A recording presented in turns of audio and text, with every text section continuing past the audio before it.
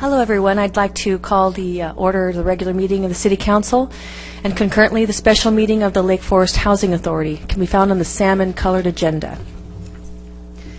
We will start with an invocation to be led by Rabbi Dennis Linson from Temple, Judea. Rabbi, are you here? Okay. Well, then I guess if everyone will bow their heads, we'll say a quick prayer.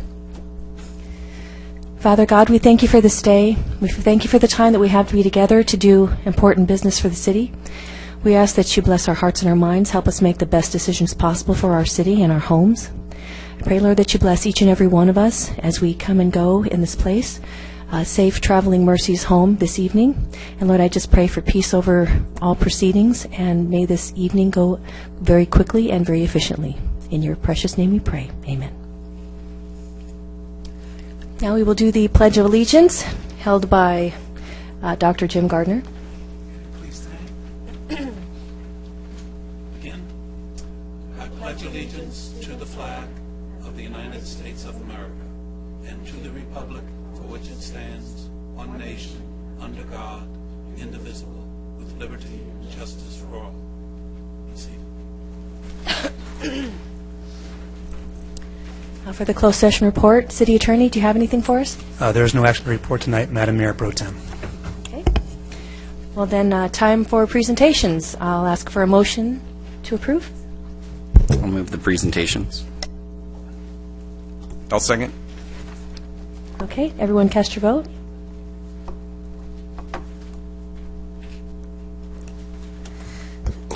That motion passes. I beg your pardon. It's acting a little funny. Could you try it one more time? That motion passes unanimously. Next, we have an introduction of new Director of Management Services. Mayor and members of the City Council, it is my pleasure to introduce tonight Brett Channing, who came to us from the City of El Cajon, where he was the Assistant Director of Administrative Services. He oversaw the Information Technology, Human Resources, and Public Information divisions, which are the divisions that comprise our Management Services Department. He has also worked in several Orange County cities. He has a bachelor's degree from the University of California, Santa Barbara, and a master's of public administration from USC. I chose to overlook that. And he comes with a wealth of experience with various projects, including new technology, economic developments, implementing voting districts, and so forth. And so we're very excited to have Brett join our city team. So please join me in welcoming Brett to the City of Lake Forest. Did you have anything you wanted to say? Sure. Mayor Pro Tem and council members, this is very excited to be here. It's my second week, so learning a lot. I'm just so excited to be in the great city of Lake Forest. I've always looked very favorably on this city and as a place that would be a great place to work, and I can already tell from being here for 2 weeks that it certainly is a great place to work, and there's a lot of great initiatives that the city's undertaken that I look forward to being a part of. So I look forward to serving the residents and working with each of you. Thank you. Thank you. We're glad you're here. You'll make a great addition to this wonderful group that we have. So next is time for the report from our student liaison, Joe Suri.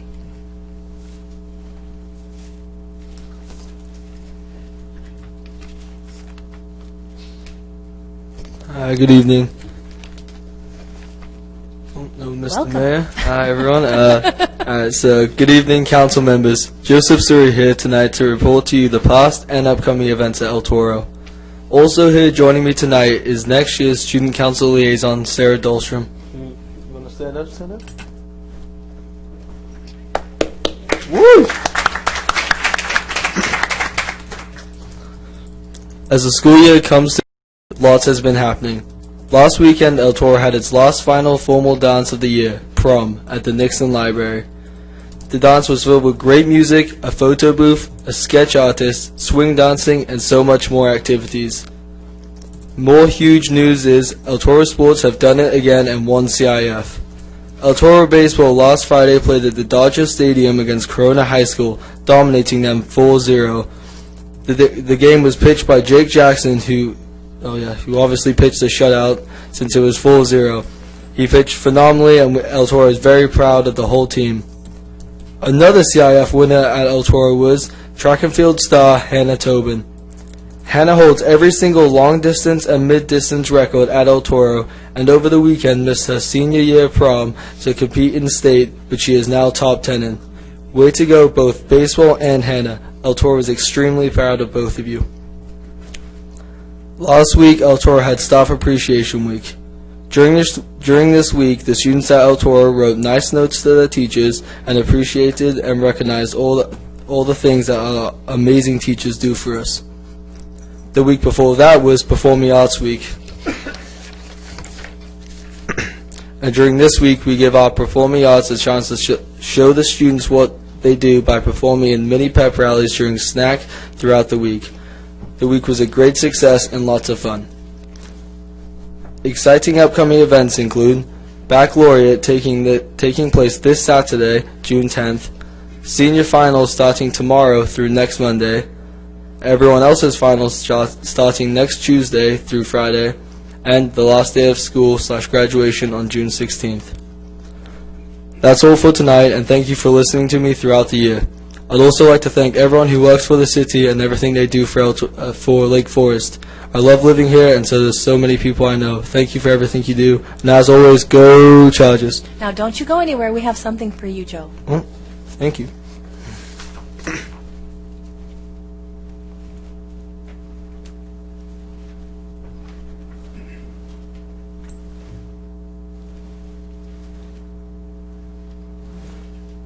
On behalf of the city, we would like to present you with this wonderful plaque. Thank you so much for all the time that you give. This is a big deal to come here every 2 weeks and deliver this. So we appreciate your time, your volunteerism, and I wish you the best of luck. I understand you're going to be going to Saddleback Valley. Wonderful. That's a great school. So good luck, and we wish you the very best. Thank you. You're welcome.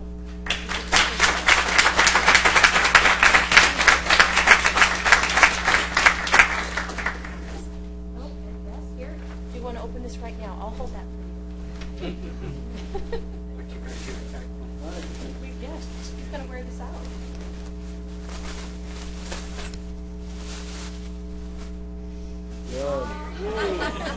Very nice. Saddleback College. Good school. Yes, it's a great It's classic.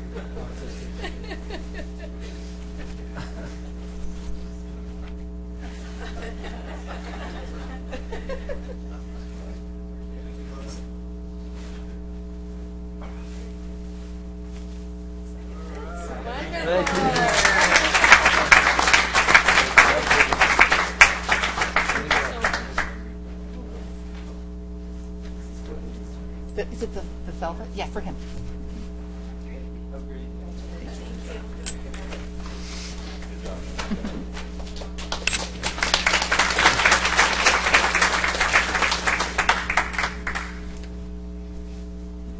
Okay, now it's time for public comments. At this time, members of the public may address the City Council and the Lake Forest Housing Authority regarding any items within the subject matter jurisdiction of the legislative bodies. No action may be taken on items not listed on the agenda unless authorized by law. Comments shall be limited to 3 minutes per person and an overall time limit of 30 minutes for the public comments portion of the agenda. Any person wishing to address the City Council or the Housing Authority on any matter, whether or not it appears on this agenda, is requested to complete a request to speak form found available at the door or on the side wall. The completed form is to be submitted by to the city clerk prior to an individual being heard by the bodies. When you are called to speak, you will see 3 lights, the first being green. When you have 30 seconds left, the light will turn yellow, and when your time has expired, the light will turn red. At that time, your public comment period has ended, and the council requests that you conclude your comments and save any further general comments for a future meeting. Madam Clerk, do we have any? Heiko Peschel, followed by Kristen Eldred.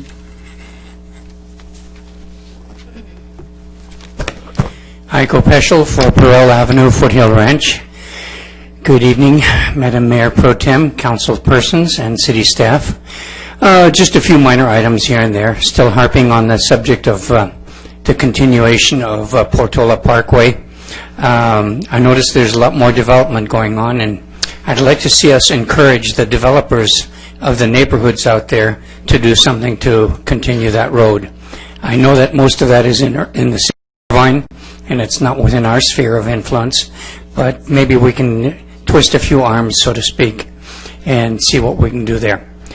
Also, I've noticed that traffic is gradually getting a little bit heavier in the neighborhood, and that's to be expected. We have more people. Wife and I took a bike ride out behind Alton this evening before the meeting and looked at all the new construction out there.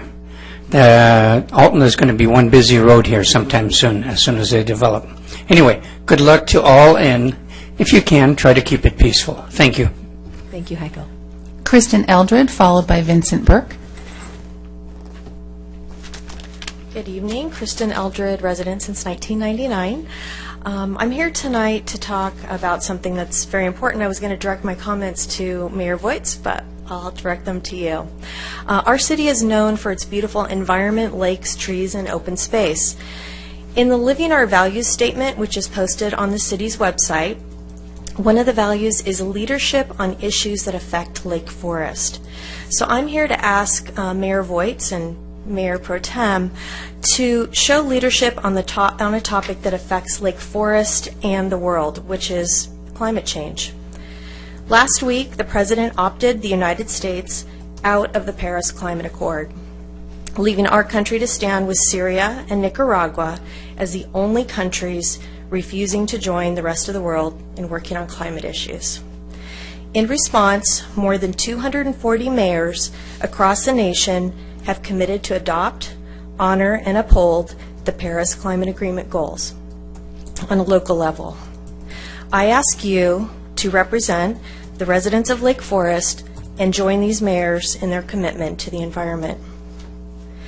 In the packet I gave you, there is the mayor's recent response to President Trump's decision to remove the United States from the Paris Agreement, and it also includes a letter from the National League of Cities. We have the power at a local level to make this commitment. Our new City Hall will have solar panels and will be LEED certified, meaning it will reduce greenhouse gas emissions. This reflects our commitment to renewable energy sources in our community. Joining the more than 200 mayors and signing this commitment is in alignment with our city's values and makes a statement to our children and grandchildren that we care about the environment and the health of this planet. Please represent our values and show leadership regarding an issue that affects not only our city, but the world. Thank you. Thank you. Vincent Burke, followed by Randy Johnson. Good evening, Vincent Burke, Lake Forest. I don't wish to say anything negative about the previous speaker. She spoke quite passionately and eloquently. But I'm 57 years old. Back when I was 10 years old, 1970, I remember the whole scientific community was worried about the coming ice age. Okay?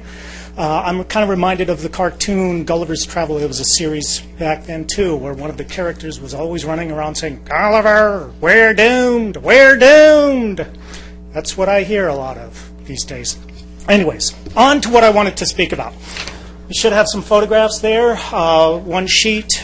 This has to do with the trash can that was placed out on, well, actually two trash cans out on Cherry Avenue between 2nd Street and Cedar Spring.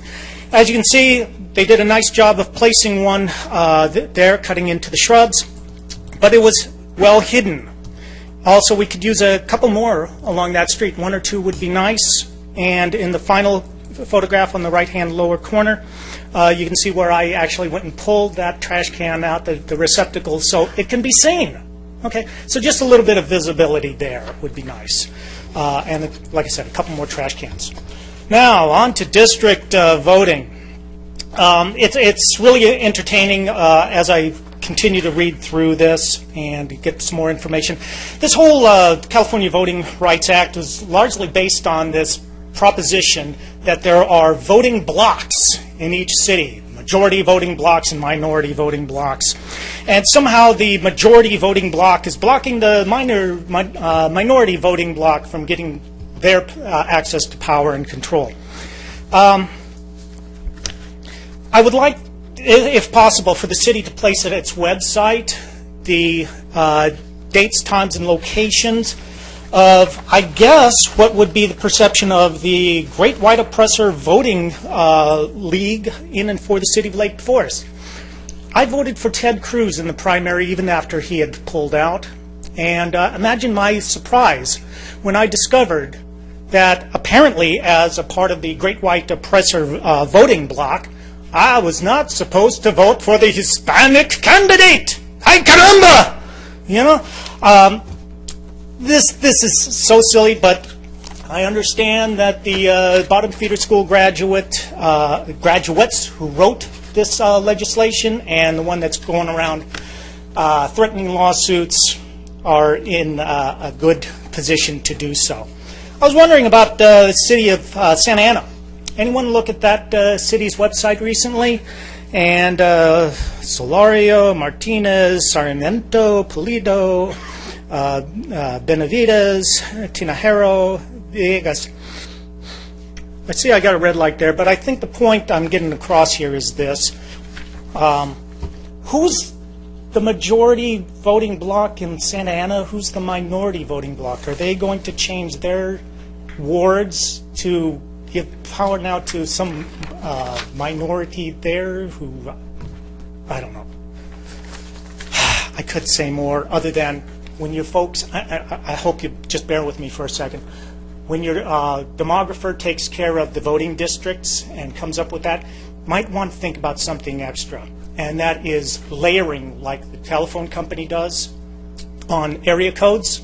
Instead of just doing 5 or 7 geographical areas, layer up all the different minorities and all the different protected classes that this Voting Rights Act addresses, because good Lord knows if we don't, then somebody's going to complain that they're not getting their fair share of power. Thank you. Thank you for indulging. Randy Johnson, followed by Preston.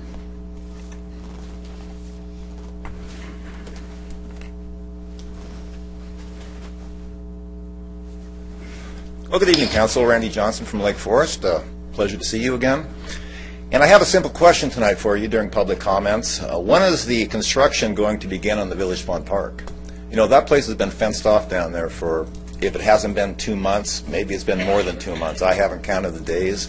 But I thought that the construction was going to take place immediately.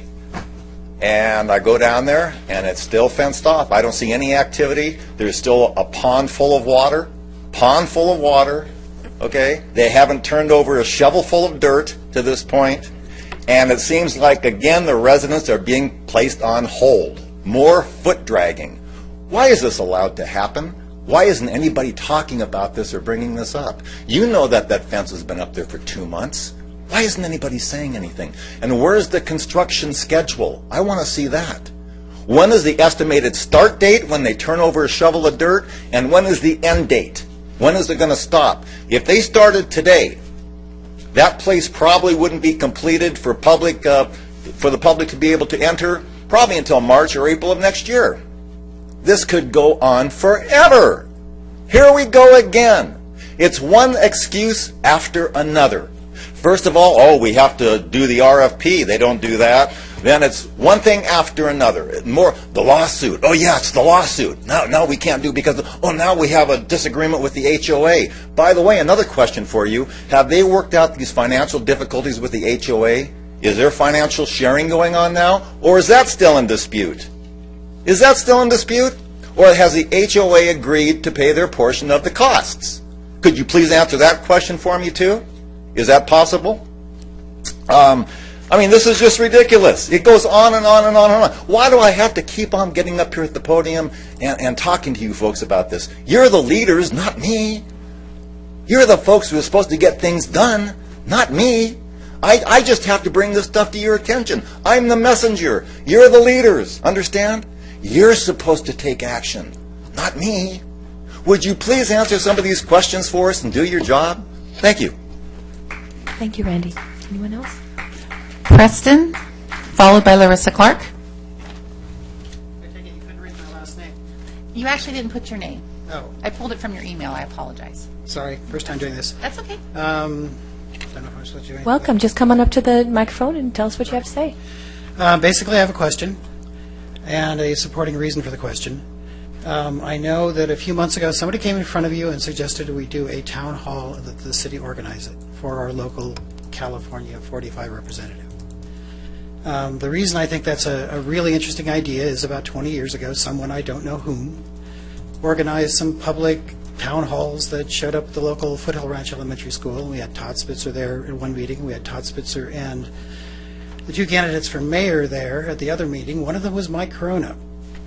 And the interesting thing about that meeting was that I didn't know anything about the guy beforehand, but after watching him speak, I didn't trust him, and I voted against him. And later, things happened that we probably wouldn't like to see happen. I think there's a great value in town hall meetings. I think the city has the right resources and organization to be able to host them. I think it's a great idea. I heard that someone suggested it here, and my question is, where did that go? Are we going to do something? I know maybe you're not answering the question here, but I'd like an answer at some point. If you can wait until the end of public comments, we'd be happy to address your question. Fair enough. Thank you. Larissa Clark, followed by Martin Henderson.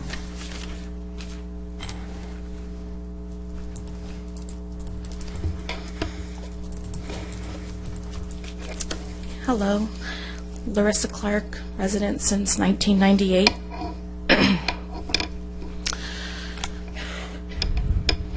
I would like to talk about the misinformation that's being put out there about the cost of the recall. But first, let's talk about the Village Pond Park, as Randy brought up a great point. I believe a couple of meetings ago, they came back and asked us for $70,000 more because of some special tanks or something. If you had voted to fix Village Pond Park 2 years ago, we probably would have saved that $70,000 along with a couple million, or maybe less. If you had fixed my daughter's crosswalk, the other 4 people that were hitting that crosswalk and had medical bills to the tune of almost $1 million, they would have saved that money. If you would open up competitive bidding, you would save us that money. But let's just go down to the basic facts that in the recall of 2015, you received more signatures for you to leave office than you received votes for re-election. That tells you there, we want you gone. You don't represent us. So then we can move on to, I already have a lot of signatures, so why don't you just resign and save the money? But that won't happen, I understand. So if I do turn my signatures in, that's only $34,000. That's less than half of what the Village Pond Park people want more money for. Save us some money by resigning. Lastly, the first flyer and postcards you sent out lining up how much money it's going to cost, okay, that's your right. The information was wrong. And that is insulting the intelligence of every Lake Forest resident, assuming we won't fact-check your letter. It's only going to cost, at most, if you force an election by not resigning now, about $250,000 top of the line money. So, Councilman Robinson, budget workshop, what does he specifically ask about? The cost of the recall. Did you ask about overcrowding schools and how to fix that? How to fix traffic? How to get Meals on Wheels here? How to take care of our pets? How to reduce crime? Help the sheriff? Give them more money? No, you asked about the recall. That tells you where your priority is for this city and the residents, sir. You, please resign. Because you in office is costing us the most money than my little pittance of $34,000 if I do turn in my signatures. Thank you. Martin Henderson.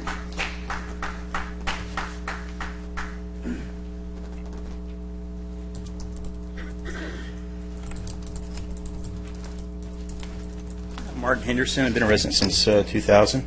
It's nice to see a meeting run by Ms. Basil. Unfortunately, with Mr. Voigt's absent, I don't get to ask him why he continues to lie to to the city of Lake Forest and the residents, and where's my answer to the question, do you condone lying? In fact, I believe this council voted to make sure that I would get an answer, and I would hope that Mayor Pro Tem Basil would instruct the city clerk or the city manager or whoever to get an answer from Mr. Voights, because I was promised that. Mr. Robinson was very clear about his wanting to make sure that residents were answered, and I appreciate that, Mr. Robinson. Thank you very much. Also, again, another housekeeping thing. At the last meeting, Mr. Hamilton said, again, he says that he answers my question about whether or not you condone deception and lying.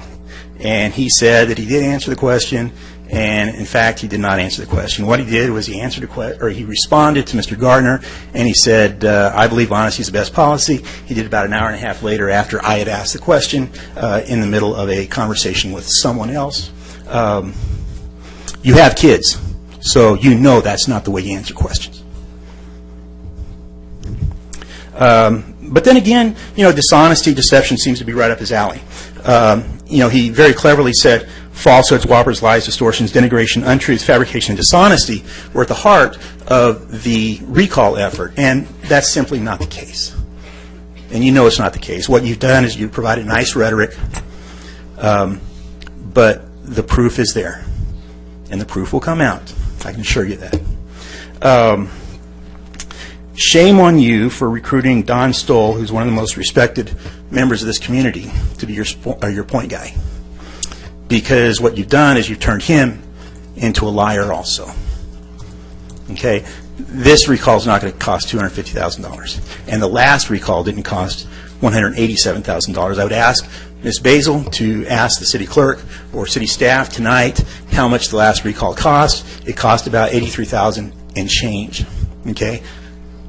I write, I provide the truth. You guys are spinning this thing out of control because you have to, because you can't rely on the truth to beat the recall. Thank you very much. Okay. Would anyone like to answer the residents? Yeah, we have a funny system here in Lake Forest where we wait till everybody speaks and then we have an address. Stephanie, is there somebody else? Do you have another one? Not for general comment. We have speakers, but they're for agendized items. Okay, for the general comment. Anyhow, going back, Heiko Peschel on Patola Park, are you still here? Patola Parkway, we have asked for that to go to the Planning and Traffic Commission, so that's not dead yet. Kirsten, on the Paris Accord, I don't actually know what's in this packet, so it would be presumptuous of me to endorse or not endorse or ask my colleagues to endorse, but thank you for submitting it, and I will go through it. But just as a general comment to everybody, if you want us to do our homework, it pays to have this in advance, like on the Thursday before the meeting, so we've actually read these things coming into the meetings and we're a little more intelligent on things. So if you have something you want us to think about or maybe even follow up about later on in general comments, if we had that beforehand, then that would help us. But I will look at this. Randy Johnson, very good question. Maybe Mayor Pro Tem, could we have our parks guy give a little explanation of what's going on? I think that would be wonderful. I'll jump in. Either one. Mayor Pro Tem, council members. Just a little update on Village Pond Park. If you recall, in the scope of work, we had the fence put up extra early before they got all their bonds together, all their mobilization, everything like that, so we could start the relocation effort and we could start training the birds and whatnot to encourage them to leave on their own accord, the ones that could fly out. So the fence was up early, which may have caused a few people to anticipate construction earlier. We certainly were anticipating construction to start earlier. The contractor has taken his time getting the state approval for the stormwater pollution prevention plan.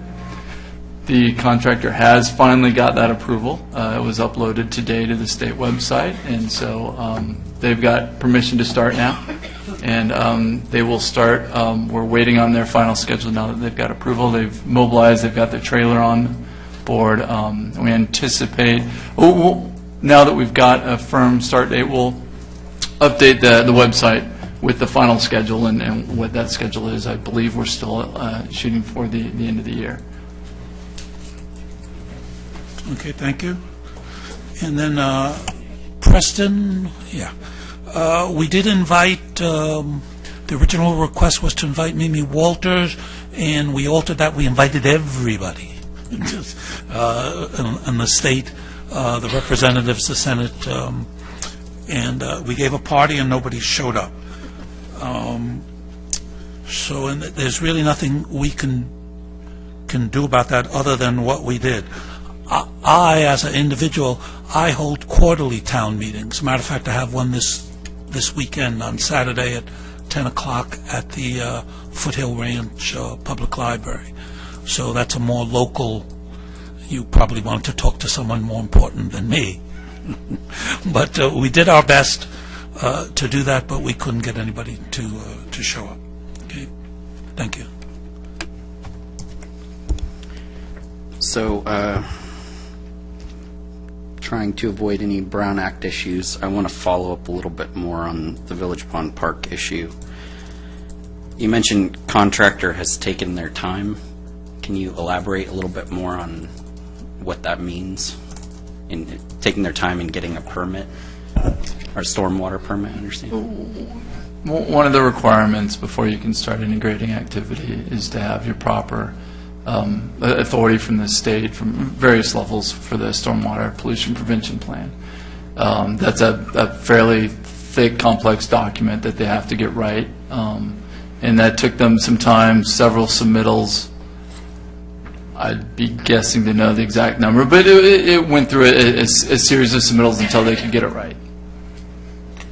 Okay, so I'd be curious, especially with the completion of this project, to try to understand that a lot better, and whether our determination is that they were doing something improper when they were putting the application together, or whether it was bureaucratic red tape at the state level that was causing that. But I think we all feel like this is a pretty important project, and seeing any delays is very frustrating. I've heard other reasons why there's a delay, but if this is one that we're looking at as one of the reasons for the delay, one thing for sure is that the completion of it, or if they were to apply for something else, I wouldn't want to see them getting like in the excellent part of the grading, right? Because clearly that wouldn't be the case if they were some of the reason why this permit wasn't done properly. The first three submittals, again, unless this is a state bureaucratic red tape issue. No, aside from issues with their website, no, it's purely on the contractor. The contractor, to their credit, it did go out and hire another firm to complete the work. So they submitted, they thought they could just do it, and we actually look at these things and ensure that they're correct. And I'm not sure if the contractor was used to that or not, but regardless, they hired someone else to their credit. We had several meetings, we walked them through exactly how to do this. It's correct now, it's been approved, and it's ready to start now. Okay, well, if you can just convey from one council member's opinion that I'm incredibly disappointed with their work product, if that's the case. Secondly, I just want to make sure that I understand. You said that we expected the work to start at the end of the year. Is that? I'm sorry if I missed what. No. Okay, that's what I thought I heard. To be complete. To be complete at the end of the year. So Yes. Sorry if I caused alarm there. No, they should be starting next week. Again, they've mobilized. We'll get their final construction schedule. We'll post that up on the website so everybody knows exactly when that is and what to expect. Great, sounds good. So we'll see that on the website, and should start next week with the completion at the end of the year. Absolutely. Appreciate the response. Thanks.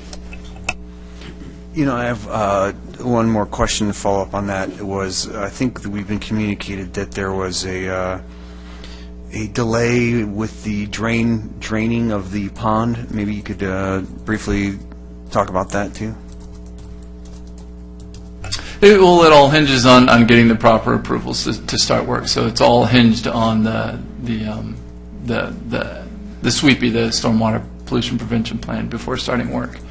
Once they do that, they can go and mobilize and have people out there working and moving the earthwork in the ground. I think there was a delay in the drainage, the time allotted for the drainage too. Am I remembering that correctly? There was a capacity issue with Del Toro Water District. That's the reason why it will. Okay. The reason why we came back to talk about the extension of the Aqua Bio contract was because the lake would take more time to drain because of the capacity issue with the sewer system. So El Toro Water District allowed us only a certain rate to drain the lake. That extra time that it'll take to actually drain that lake means extra time to be out there collecting the fish and keeping them alive and things of that nature. So that was that. So that wasn't a delay in the start of construction, but that's just part of the construction process of how long it will take to do that. The Aqua Bio contract didn't have that information when we first hired them. I don't know how long ago that was, almost a year ago, I think. So we didn't have that information. We didn't know the flow rates from El Toro Water District. We didn't know what the Fish and Wildlife Agency were going to require for us. Okay, thank you. So I'm wondering if you wouldn't mind following up with Vincent on his question about the trash cans on Cherry. Okay, good. Awesome. And at the end of the night, I'm going to make a couple of proposals about Village Pond Park. First of all, just so everyone knows, because not everyone stays the whole night, I'm going to propose that we add a camera to Village Pond Park because it's such a contentious issue. And if we've got one at the Civic Center, maybe we might consider putting a camera at Village Pond Park so people can see what's happening. And the other thing was, is I'd really like to see that contractor come back to a meeting because I think we need to have a discussion with that person. And so we'll move on to the warrant register. All matters listed under the warrant register are considered routine, will be enacted by one vote. There will be no separate discussion of these items unless members of the City Council, public, or staff request specific items to be removed from the warrant register for separate action. Have there been any requests to remove an item from the warrant register? There have been no requests. Okay. Anyone on council? I'll move the warrant register. Second. Okay, everyone cast your votes. That motion passes unanimously. Now we are on to the consent calendar, number 5 through 16, and Housing Authority item numbers 1 through 3. All matters listed under the consent calendar are considered routine, will be enacted by one vote also. There will be no separate discussion of these items unless members of City Council or Housing Authority, public, or staff request specific items to be removed from the consent calendar for separate action. Have there been any requests to remove any items from? Agenda item 10 and agenda item 16. Anyone else? I have 11 and 13.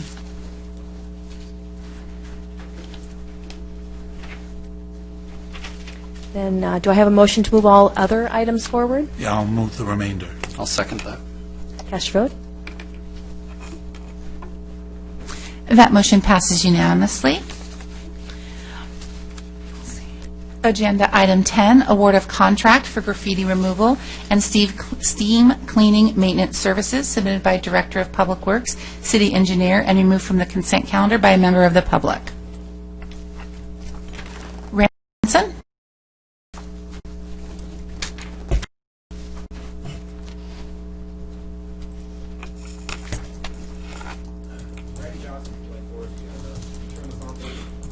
It's off. Okay.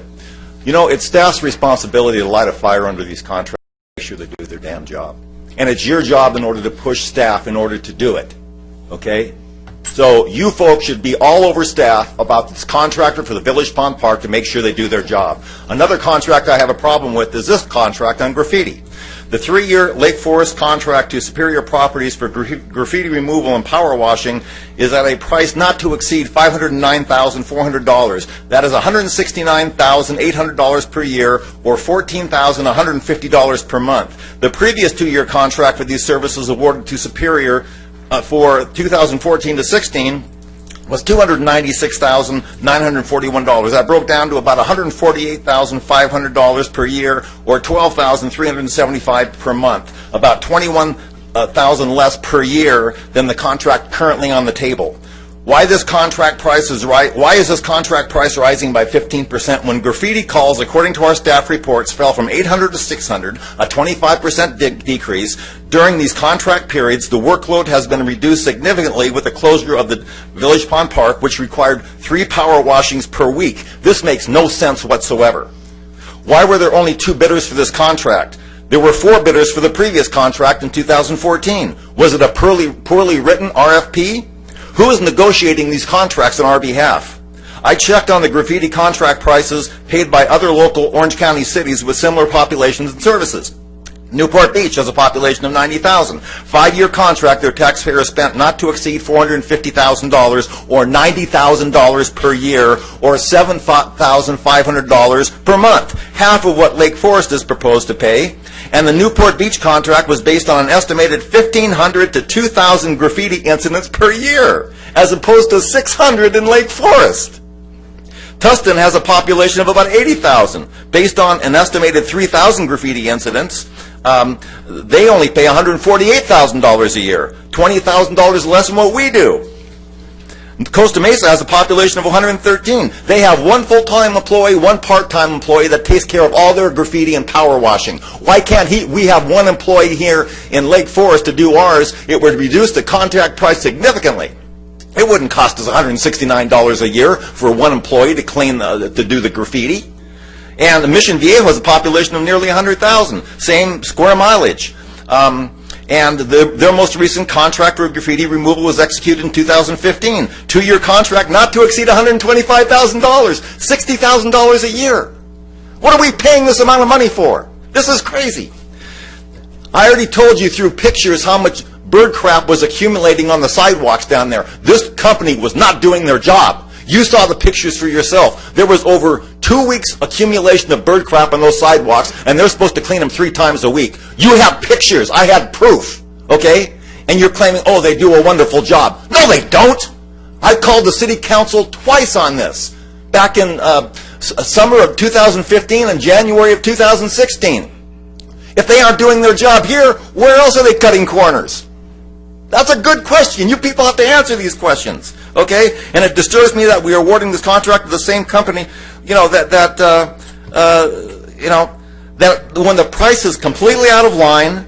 Randy, I'm sorry, could you wrap up your agenda? Yeah, I will. And other contracts in neighboring cities with similar populations, they have more graffiti crime than we do, and they're paying half as much as we are. Would you please research this like I did? Thank you. Thank you, Randy. Would City Manager like to respond to the questions regarding this? Well, before, I was just going to say, I was actually doing some research myself, and I think there's more than just graffiti in this contract, because with the annual, the whatever that thing is, the weekly update that you provide us, according to my eyes here, for 2016, the graffiti cost was $12,606.70, down from $141,000 in 2010. So I'm guessing the graffiti component of this contract is quite small, but as because this item was already pulled, I didn't need to pull it again. So that was kind of my observation, the graffiti component. So I was wondering if you could explain it just a little bit more, just in line with Randy's comments. Certainly, I'd like to have our Public Works Director address those points. Thank you, Mayor Pro Tem, council members. Councilmember Hamilton is exactly correct. This really should be properly titled a steam cleaning contract. Most of this work is steam cleaning. As you know, comparing it from city to city, it's really all about what's in the scope of work. So those cities, I haven't seen those scopes of work, probably more graffiti related. this particular contract has costs allocated for graffiti. We only pay when they do the work, so we pay it as needed basis. So if it's 600 calls, we pay them $75, I believe, an incident. If it's less, then less calls. So we just pay for that. So we have an allocation in here. You've really got to look at what we actually end up paying at the end of the year. Most of this goes towards steam cleaning. We increased the scope this year in this contract to add additional pressure washing at the sports park, pressure washing of all the restrooms in our parks.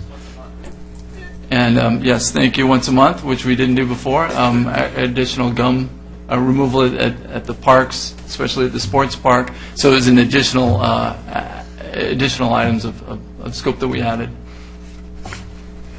So one of my questions too is, as you kind of said, it's as needed. So what are your expectations?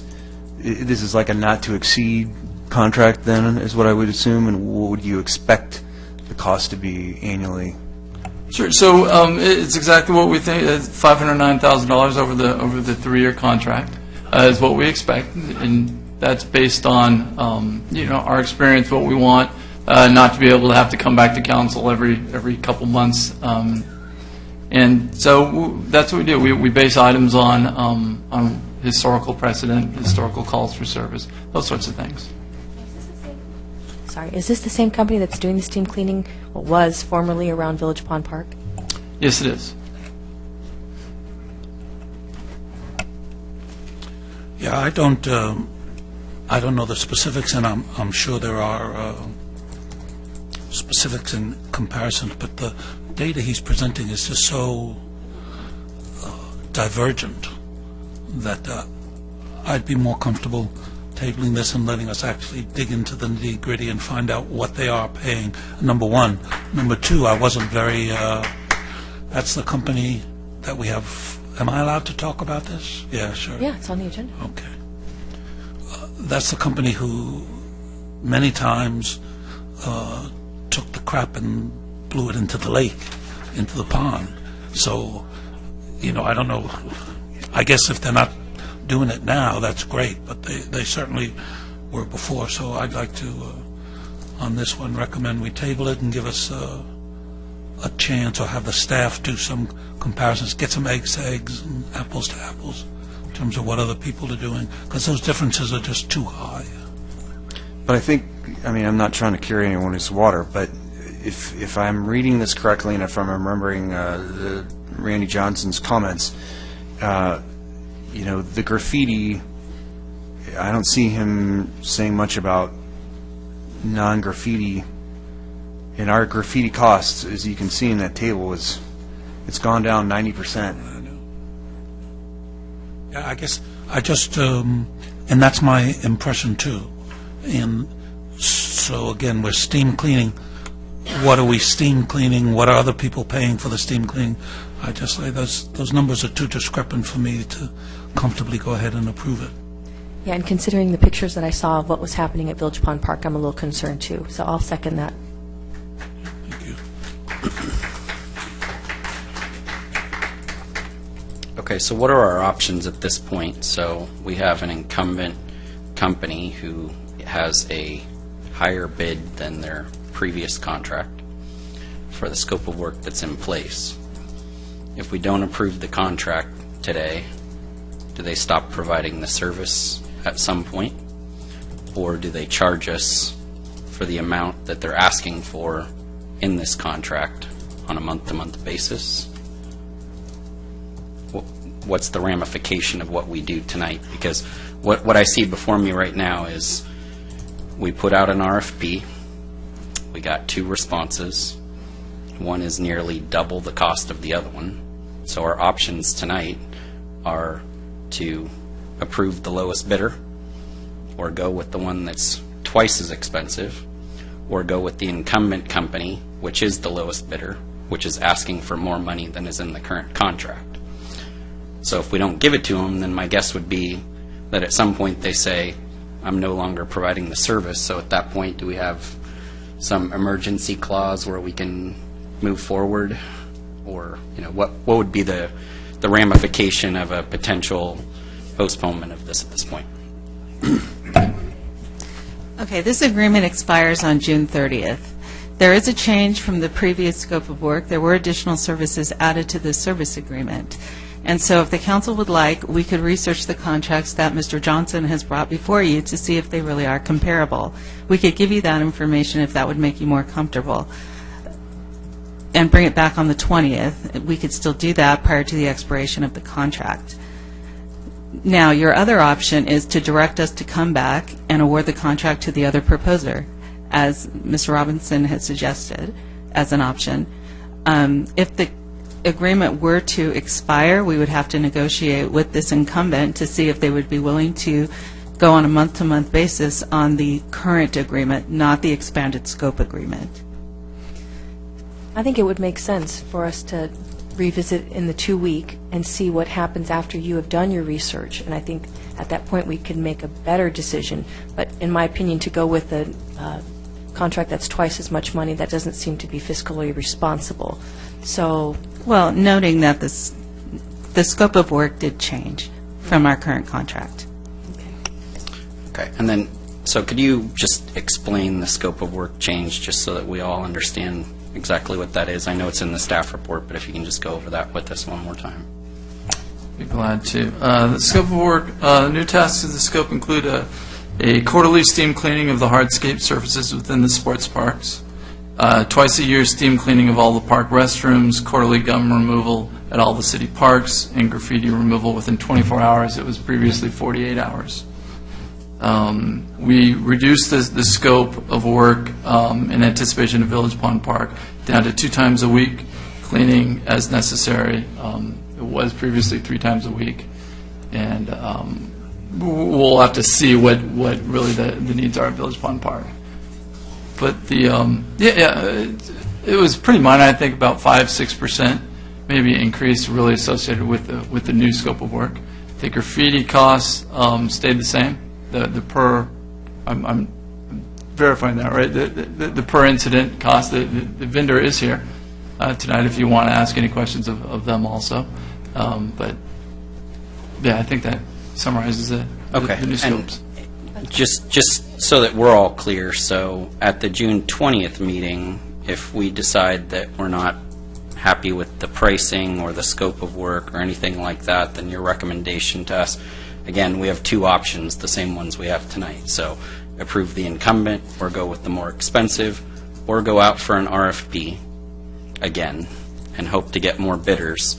But at the same time, on July 1, we would have to negotiate with the incumbent company, or potentially, I guess, maybe the higher bidder, if we so chose. Yes, we would but those would be our options at that point, correct? Correct. Okay. can we bring the vendor up if they are here? That would be very nice. And actually, before they do, I would like to ask staff's response to the comment from the colleague of mine about them putting stuff at Village Pond Park into the pond. Was that something that staff verified? What happened there? Well, through the years, through maintaining those sidewalks, there were times where some of the duck droppings did get put back into the pond. There were other times where the maintenance was more consistent in keeping it out. And so it was an issue that was addressed with the contractor over the years. And with the new design, the sidewalk around the pond, I believe, is no longer going to be there. Most of it will be removed from around the park, so that will take care of some of that just through the design of the renovated Village Pond Park. But it was a complaint that we received on a periodic basis that some of the droppings were ending up back in the pond during the cleaning process. Right. Was it like a intentional thing, or just it kind of accidentally? I mean, what is the staff? I mean, what's your opinion on just an oversight, or? The contractor's here. He can speak to it. My understanding was that as personnel changed on that maintenance contract, there would be a retraining that would need to happen. It wasn't so much complaints as I saw videos. Yeah, I saw the video as They're well. actually videos, two separate ones I can recall, and several by people who happened to be there at the time send them in and say, hey, look what's going on. So it was more than a complaint. Was it something that was shared with, I don't recall seeing those, where were those? I've never seen a video, but we did receive complaints on it, and we would give it to the person who supervised the contract, and he would address it with the contractor. So I would just say, if it's applicable to the council and people are seeing videos, I think it should be important that we all see it. So I don't know, where were they? I may still have it on my hard drive. Well, we know the source of the video, so we'll make sure it gets to the city council. In the HOA, probably, if I remember correctly, the HOA at some point sent a letter to our attorney, and stop me if I say too much, in which they alleged this, and I believe they gave the attorney evidence. This would be 3 or 4 years ago. Madam Mayor Pro Tem, Council, I'm not aware of any evidence per se, but certainly a letter has gone back and forth. But yeah, so I'll check my own sources. This issue? Sure. Okay. I'm not aware of any videos either. I've seen some pictures. It has been brought to our attention a couple of times. Our process is our crews pick up all of the geese or duck poop or whatever you want to call it by shovel. They bag it. Then when they pressure wash, the process is supposed to put out dikes along the edge to keep the water from flowing in. We have never been accused, as far as I know, of spraying the duck poop into the pond. What we were told at one point, we were allowing the water to drain into the pond instead of pushing it out to the landscaping. Those best efforts have always been taken. My people are human like anyone else. We try to watch them. When we check on them, and we do take pictures, we have GeoPal, which tags it. They got to take before and after pictures. They have the precautions out that they're supposed to have. When my supervisors go by and look at it, they're always handling it properly. And so anything to the contrary I haven't seen. Now, we are aware of the problem before us starting, that wasn't the case. But as far as I know, we've done a much better job of handling that than it was being handled before. Now, did you say that you have instructed them to put up some sort of barrier so as you're doing the washing? Because in the video that I saw no barriers. The water was just, they were going side by side, and some was going into the grass and some was going into the lake. They were just going side to side. When we had the letdown, that was the issue, that they were letting some of the water go back into it. And they were getting lazy and stopped using the barriers, so we got on them, told them the requirements that we expected, and they went back to using what they were supposed to. And we have custom barriers for it, provided by, it's called a company called PIG. They go along the course of it. And the water is supposed to be pushed out. Their thinking process was they picked up all of the poop, so they didn't see the issue. But it's a sensitive issue, and we tried to make that clear to them. Yeah. But at no time were they pushing the duck, it's primarily geese, but into the pond. That all gets picked up beforehand. Otherwise, it jams up our filter systems anyway. So. Yeah, I think that's a huge concern. I mean, especially as we're going to be doing the remodel, and there are sections of the sidewalk that are going to be touching that lake. We need to make sure that that is handled properly. Yeah, we try to stay on it as carefully as we can. We do watch it, and as far as I know, it has been much better. Now, the other issue is, and with cost, once that, I think it's been about 3 months that we stopped doing the pond completely. So, and our fees went down dramatically because of that. Now, what guarantee can you provide us that in the future you guys will be more diligent in not mishandling the geese treats? I don't know what guarantee, how it would hold its weight. All I can tell you is we take these things very seriously. Anytime anything gets reported to us, we're on it immediately. I think your staff will even tell you our response to all of this is pretty aggressive. I mean, we're out there, we're dealing with it immediately. I can't guarantee that things won't happen and mistakes won't happen and there won't be problems on any of these contracts. All I can do is tell you that our response to any problem will be top notch and we'll be on it and to make sure it's corrected. And we always have. That's what our company is most proud of. So. Any other questions for the contractor? So just real quick, would your viewing of this video, is that consistent with the comments the vendor just mentioned here? You didn't see people taking shovels full of stuff and putting them in the pond, right? No, I didn't see any of that. It was a sideways, like a typewriter motion, back and forth, left and right. So some of the water sprayed, half of the sidewalk sprayed into the lake, and the other half sprayed into the grass. So as they were just spraying, it was just going where it was. Half of it went to the grass, half of it went to the lake. But that didn't involve any shoveling at that point. It was just the cleaning of the sidewalk. So consistent with what the vendors mentioned. Also, how much did it go down when Village Pond Park?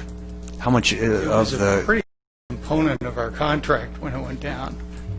I can't remember exactly. Yeah, no, I think we're spending close to $45,000 a year just cleaning that park. So under the existing contract, which is on the existing contract, I would say that there's been an evolution as more and more attention has gone on to Village Pond Park. There's been an evolution out there. The video that you've spoken about, I haven't seen, but the contractor before them, I believe that was their practice. We've certainly evolved over time over that with the barriers, now with the vacuum type operation that they use out there when they power scrub it.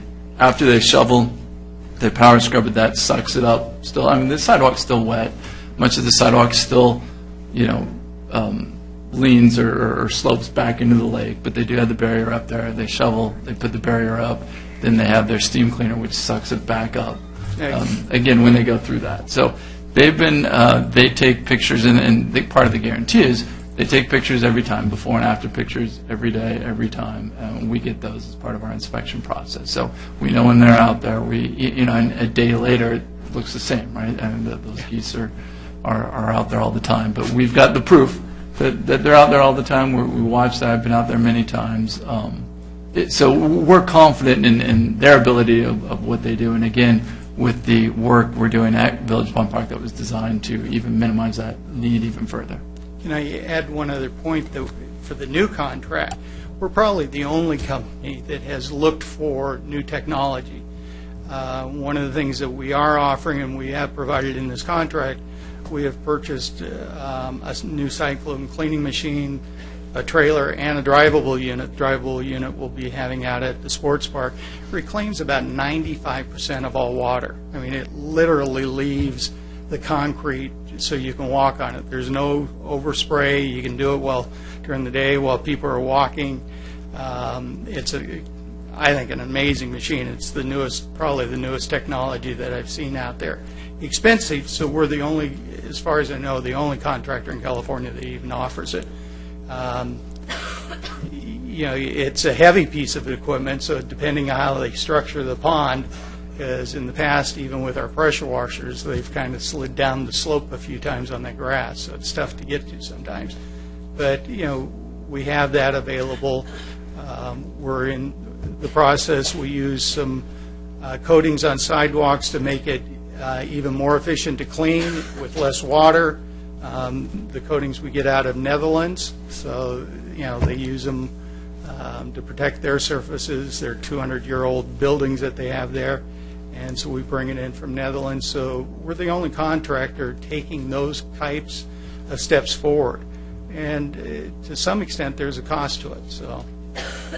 And I thought I heard there was a new technology you were using to get rid of the gum. Oh, yeah, absolutely. One of the coolest machines we got is our gum machine. We got it out of Canada. We use it almost everywhere. The biggest problem with removing gum, when you use a pressure washer that uses 6 gallons of water per minute, and it takes you, 10 seconds to remove a single piece of gum, so that's a lot of water. The new machine we have uses steam, dissolves it, does a better job of removing it. It can remove the gum quicker, and I use about maybe 2 gallons of water in a 4-hour period. So it just is the way to go for removing gum, and we use it almost exclusively for gum removal. So, and again, as far as I know, in fact, I know none of our competitors have it because I'm the distributor of that now, so they'd have to buy it through me. So, and no one's offered. So. Okay, so what was the original motion that's on the table right now? It wasn't quite stated as a motion, but I believe that Councilmember Gardner stated that he'd like to table the action and then direct staff to bring back comparisons with the cities that were mentioned by Mr. Johnson, provide additional information, and I show you as a second. Yeah, and that was for the next council meeting, so that we don't run into deadline problems. Just to be clear, though, if we don't take the same action that is presented before us today, then we are going to hit the deadline. So I just want us to all be aware of that at this point, because if we don't pick one of these two, then we have no other choice but to try to continue with either the incumbent or the other bidder. So I'm not really sure what more this information is going to get us. I think at this point, how I view it, our options are either go out for bid again and then have a discussion about the scope of work and the budget, because I'm guessing that, well, first of all, this was in our 2016-17 budget, right, as an item, and then the bid amount is coming in under budget, I would assume, at or under budget. So it's a little bit up, okay? How much is it up, and is it up based on what? I'm guessing it's change in scope of work, or? Yeah, it's the same unit price for graffiti that we've had for the last 3 years. There is an additional scope. I believe Mr. Nees will be giving a presentation. I believe it's about $9,400 over the budget for last year. 5% increase of a $169,000 contract with the additional scopes of work for the additional steam cleaning and gum removal. Okay, so if we were to move forward on a temporary basis, the additional scope of work wouldn't be completed. We'd be working off of basically the scope of work in the old contract, potentially. I don't know. I mean, we'd be negotiating something on a month-to-month basis now, so what would we be looking at? If it's a negotiation, you'd be, it could be open. Mayor and members of the council, our practice generally is when we have this situation, we go off the previous scope of work, and we just negotiate to continue it. So the gum removal at the sports park would not happen. The additional things that we have placed into this scope of work wouldn't happen during that interim period if it comes to that.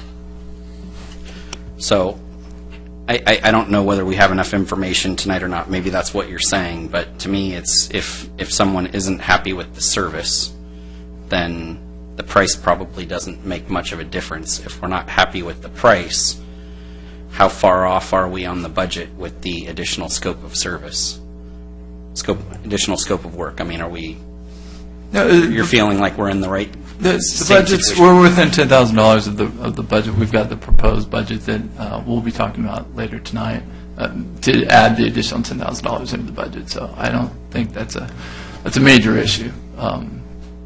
The costs are the same. It's been the same cost for the last 3 years in terms of dollars and costs. We just increased it a little bit, went out to bid, got basically the same contract back again. So that's what I'm trying to get at. So for me, from a price perspective, if our concern is price, it's the same contract that we approved last year. There's just additional scope of work, so there's some additional costs. If the concern is about service, I think that's irrelevant to the research that the staff would do with what other cities are paying. So if the question is service, then I say I think the motion should be that you would want to go out for bid again. If it's price, I think we're in the same ballpark that we've always been. That doesn't mean that we can't change it, but I think that we're in the same ballpark that we've always been. So, yeah, I can't tell you when I find those videos. Ultimately, I'll be able to say because they'll probably have dates on them. So it'll say 2012, or it'll say 2016, so we'll have a much better idea what the dates are in terms of service. In terms of the price, let me use a metaphor. Suppose I went out and I bought a new Camaro and I spent $40,000, and you said, oh, that's a really nice Camaro. I got the same one for $20,000. Holy cow. So after Mr. Johnson, all the work he did there, I'm beginning to think, what the heck happened? Why did you get what I got for $40,000? So, well, it may turn out that I've got stereo this, I got special wheels, blah, blah, blah, blah, blah, blah. So there may be reasons for the differences. So I want to go back and just do a little bit more research and find out, oh, okay, here's what's going on. We're asking for this, that, and that, which they're not asking for. And just to assure myself that the deal is good. There was just too much information he's giving us. That I understand your car analogy, but I mean, I only see one word in here that says anything that would do about power washing. And I applaud Randy for doing this research, but it's all based. I mean, everything I see is based on graffiti. Only Costa Mesa is talking about power washing, and we've already discussed the almost a third of the contract. What was the? I thought I saw $100,000 somewhere. Maybe that was something else. How much was it for this the previous contract? Was it 150-ish? So it's close to about a third, well, at least a third, was for Village Pond Park. So if you take that off, even if you were to do the power washing, we're really close to what Costa Mesa would have been without Village Pond Park. And I know there's nothing like that in Costa Mesa. If I may, I don't have the privilege of seeing what you're looking at, but is there a per unit cost for the graffiti? Because that's the comparison to make. It's not a whole what a whole contract is, because they can lump all sorts of things in there. You could be buying new equipment and custom. It's really hard to do scope to scope. You really need to just look at what's the dollar cost per graffiti. And we bid it out 3 years ago. We bid it out again this year. It's consistent. It's like $12,000, we can do $15,000 or something like that. Is that what you're? How much is the? Well, I would say it's $75 per incident. So that's the unit cost that you should be comparing. It's not how much you think you're going to have and how much is in the scope of work, because it's really it's a guesstimate at this point of how much graffiti we're going to get. So you could cut this in half and only have 300 calls. So really, you want to compare that, and we can bring that back certainly, but. If we bid it out now and we bid it out 3 years ago and we're still at this price point, I don't think we're really, at the end of the day, going to get anything different.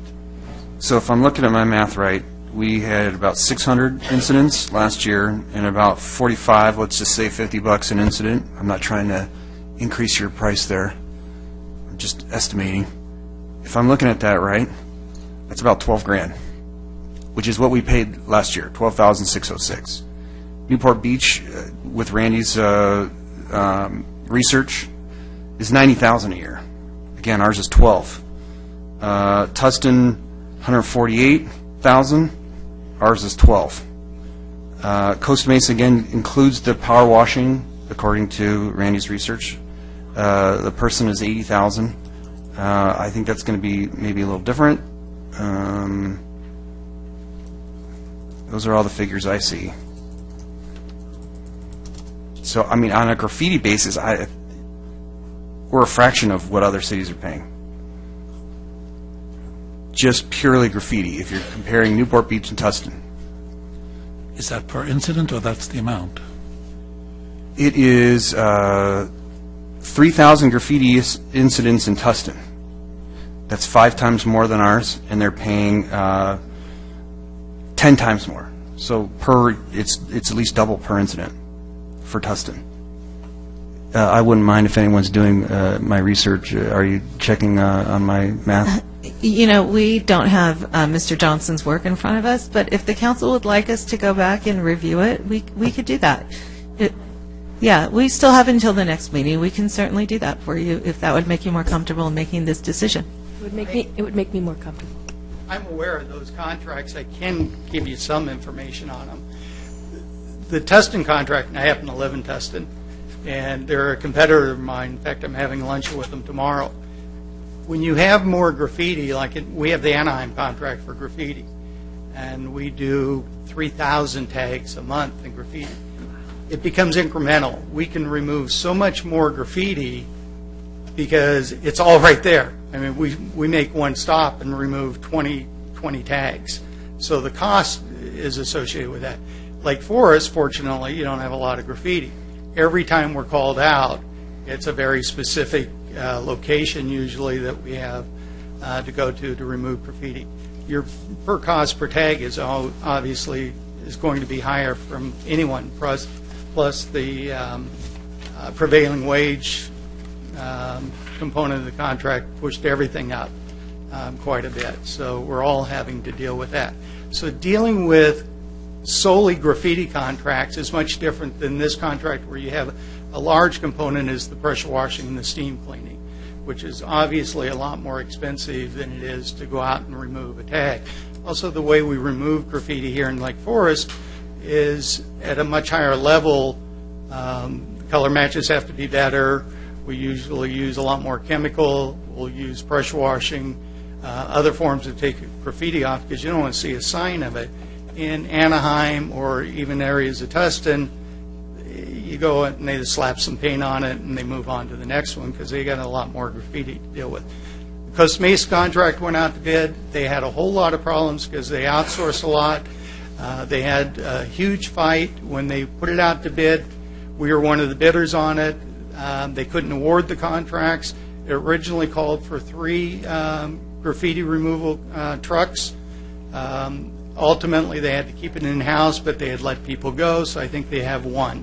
But they're not being able to keep up with their graffiti, and so they're having to now relook at that again.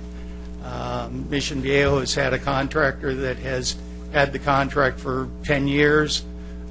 We've bid on that, and there's, you can question the way they calculate their numbers. So, it's real difficult to compare contract to contract on graffiti, and especially this because it's a hybrid.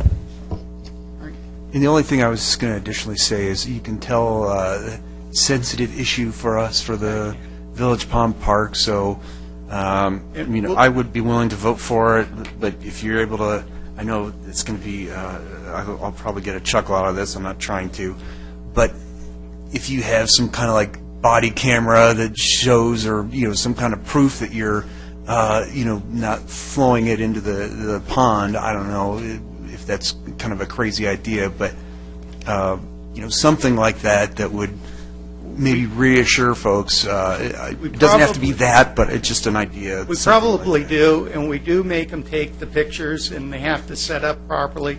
I can't imagine that they would set all that up and then take it down so they could do it wrong. So we do try to get the documentation. What length do you go to try to show that you're doing something you're supposed to be doing when we think we're doing it correct anyway? We've enjoyed our work here. We think we're looking forward to a new contract and continuing to try to improve on the level of service and the things that we can provide Lake Forest. We think we built some of that into the contract that would be good for Lake Forest. Based on that, we'll work with Lake Forest any way you want us to. You want to go out and get new bids, we'll cooperate in any way we can. We're not going to leave you high and dry, and we'll do what we need to do. Okay? Thank you very much. All right. Call for the vote.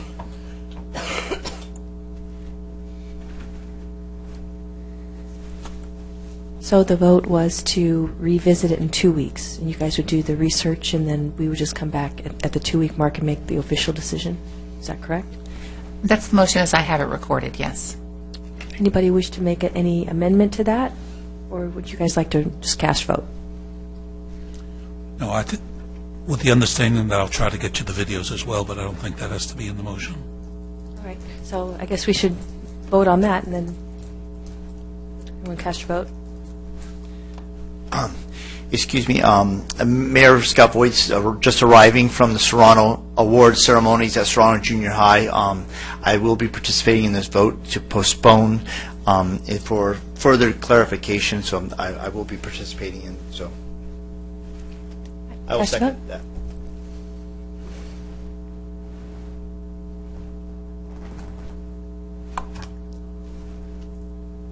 That motion carries unanimously. And I will hand the meeting over to Mayor Voigt. I'm sorry about my delay, but my two girls told me that I was a must at Serrano Junior High for award ceremony. So thank you for your divulsion. Thank you, Mayor Pro Tem, for running the meeting up to this point, and I really appreciate it. That brings us to item number 11. Agenda item 11, Fourth Amendment to the Agreement with Marina for Citywide Sports Park Landscape Maintenance Services, submitted by Director of Public Works, City Engineer, and removed from the consent calendar by Councilmember Hamilton. And I think Councilman Hamilton pulled it on behalf of me. I'm at the sports park a lot, and I'm at our local parks a lot. And after inspecting the sports park and seeing the rundown shabbiness of it, I think that it was brought to the attention of staff and other council members that I think that I'd like to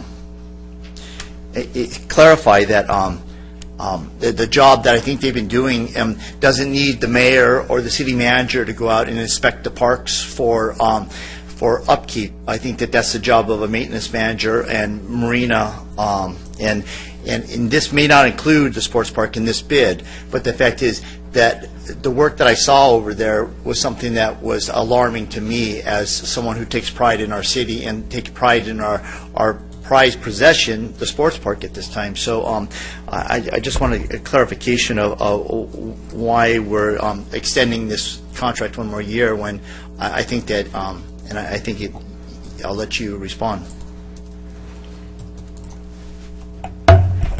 Thank you, Mayor and council members, and it certainly is my responsibility for ensuring that the sports park looks great. This particular contract deals with all the other sports parks, like you mentioned. You'll be seeing the next contract for the Lakes Forest Sports Parks at the next meeting. But I think you brought up some great points, and I think that's something that we look forward to working with not only you, but Marina, to increase it. There's some things that we've been working on. There's some things that we know about that we're working to make it look better as we're continuing to do that, and that's part of what we want to do. So we hear you. We understand. I believe this is the last year of this contract. We'll be going out to bid next year. I think the industry is changing a little bit, and it'll be interesting to see how those bids turn out. And we can certainly work on expectation levels and work on scopes of work and what we need to see in this next contract.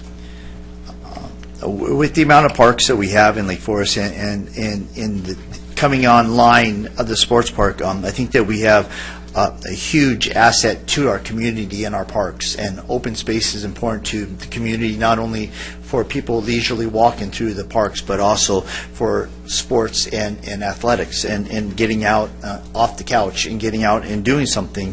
So it's important for us to keep them at a high standards. I mean, everything else we do in Lake Forest is at a high standard, and going through and seeing the sports park the last 2 weekends during the tournaments that they've had out there was just disappointing to me. And then inspecting it with the city manager and Scott, thank you for joining us, but it was disheartening to see the amount of wear and tear that it had, but not only in areas which you would say are overused, areas along the walkway were dead grass, and planters that weren't traveled on had weeds in them, and it's something that I would tell my daughter to get out there and weed that area because it's just beyond approach. You can see it. It's in our front entry on the roundabout. And so I'll move the item, but this is an optional year, so I mean we don't have to renew with them, but I think that they deserve that. Let them know that we've gone out there and inspected. I'd love to go walk through with you and explain to you that that's not all wear and tear out there. And I think that with the sports park we have in Orange County, there's best practices, and I think that our staff can use the knowledge that's out there and share that knowledge with each other, because the fact that there's many cities that have sports parks that look far better than ours on the grass, and I just want to know why ours aren't looking like that. I mean, I go out there and I say, I want mine to look like that, and it's like, so I'll move the item, but just be forewarned that I was upset to go out there, and so I have nothing further. Any other from the council? Second. I have a question. On page 176, it has daily removal of graffiti. Is that something that we expect them to remove the graffiti, or is that how? Because we just talked about graffiti on Agenda 10. Absolutely. So many of our park contractors, it depends, but we have that in the scope of work. We have it in many of our contracts because they're in the parks every day. If they can take care of the graffiti quickly, easily, then they do. They just take care of it, and Superior comes in to do other things. If it's a larger project needing a little more specialized equipment, then we call Superior in. So we have an overlap of scope, so we can just take care of the graffiti when and exactly when it happens. One more thing, there's been first and second, will Superior also be doing the gun removal at the sports park? I read that in the contract. That's something that is far overdue because we got black spots all over the sports park. Absolutely, yeah. We talked about that before you came. Absolutely, they have a really cool new machine that you should talk to him about after the meeting. But yeah, they will be doing the gun removal. So is that $1,500 per spot? That there's a $1,500. What? No, not per gum. No, that's to do the whole park at that. So time. that whether it be the sports park or. Yeah, it's in the contract for all the parks, with the sports park getting more attention than the other. So sports is it $1,500 per park? Per park for the scope of work that for the I think it was quarterly. Well, I think that so that's quarterly. So I believe so. I'd have to go back and check. Yeah, the scope. if you have sports park and then you have other parks. Right at certain Mr. Mayor, timeframes. I'm sorry, we're confusing agenda items here. I know. I'm just clarifying. That's on the previous item, so we want to stick with the item here. Okay, there's been motion and second. Is there anything? Yeah, I have a question. If you're not happy and the city manager isn't happy, and it's an optional renewal, why aren't we going out to bid? Stick with Mayor and members of the council, if I could answer that, please. Going out to bid on a new contract is about a 6-month process, and so at this point, we really don't have time to go out to bid on something that's going to expire by June 30th. The best we could do is do a month-to-month and start our process, especially if we're going to be looking at extensively changing the scope of work. So I just want to manage your expectations on that. So let me chime in. It is a big process to get the request for proposal prepared, and with the amount of scope of work that we have with all the parks that we have, I think that's something we need to prepare and take some time in setting up. But I'm going to. They have a good reputation. They have had reputation. I've talked to some of the other cities that I think that maybe it was oversight in some of the, when the cat's away, the mice will play kind of theory.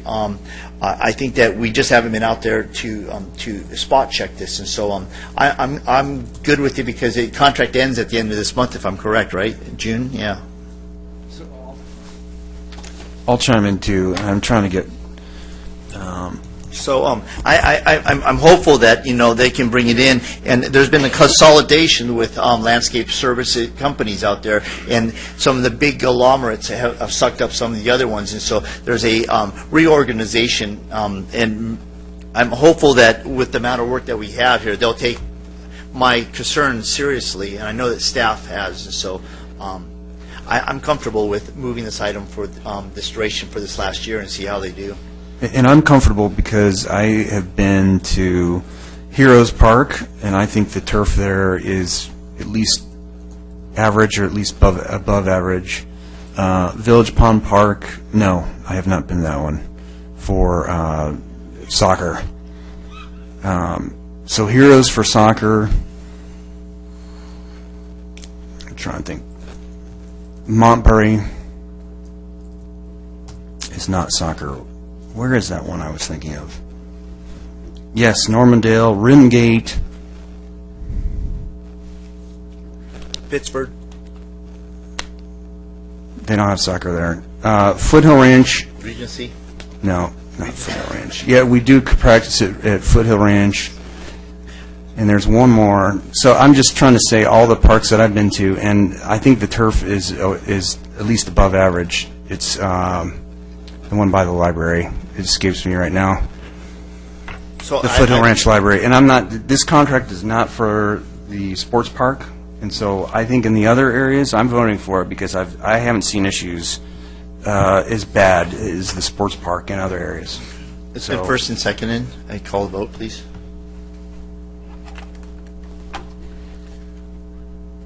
It's kind of a little lesson here on a couple of these things. When a contract comes to us and it's going to end in 2 weeks or 4 weeks, kind of puts us under a little pressure not to ask questions. So if we could get them maybe 6 weeks or 8 weeks before they end, we might have a little more wiggle room. Yes, I mean, if you wanted to go out to bid again, even 8 weeks is not enough time. Yeah. Yeah, I mean, there was a previous practice that 6 months before the expiration of a contract, we would prepare an agenda report and report to the council, this service is going to expire in 6 months. The staff intends to go out to proposal, or the staff intends to recommend a renewal. And at that point, the council had the option to say, no, we'd like you to go out to market. And we had the 6 months to do that. The council changed that policy when you wanted to reduce the number of routine agenda items you were receiving. So if you would like to have that reminder again, we could certainly do that through the CM update. And so you'd have a little more visibility to give us some direction if, in fact, you wanted to change Certainly direction. with big contracts. We could certainly start doing that again. I think that'd be wise for us, for the fact that I think that we come in 2 weeks the contract ends. I think that that if we have concerns, we really can't do nothing about it at 2 weeks, and so. Right, and June, you're always going to have these contracts because most of our maintenance contracts go from July 1st to June 30th. So you're always going to have a lot of contracts latter part of May and in the month of June. Could we use something like $500,000 as a? In other words, we don't want every single contract to come in, but. Are you saying per year or for the 3-year? I was thinking per year. But how many contracts is that? I guess. We would have to look, but we could. Well, come back to us with a figure. Okay. Yes. That motion passes unanimously. Agenda item 13, award of contract for senior transportation bus services, submitted by Director of Community Services and removed from the consent calendar by Councilmember Hamilton.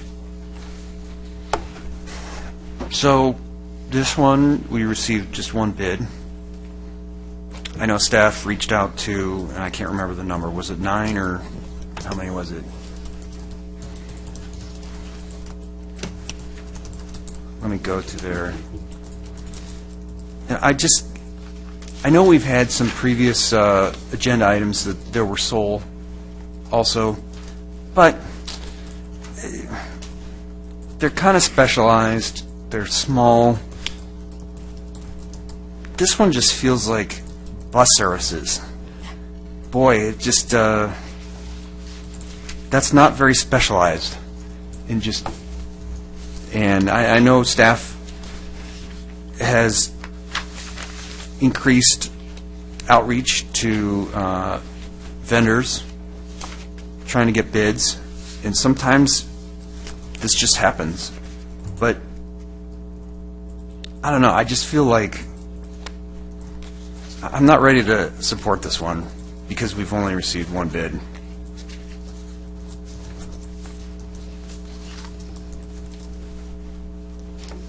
And it's a decent amount of money.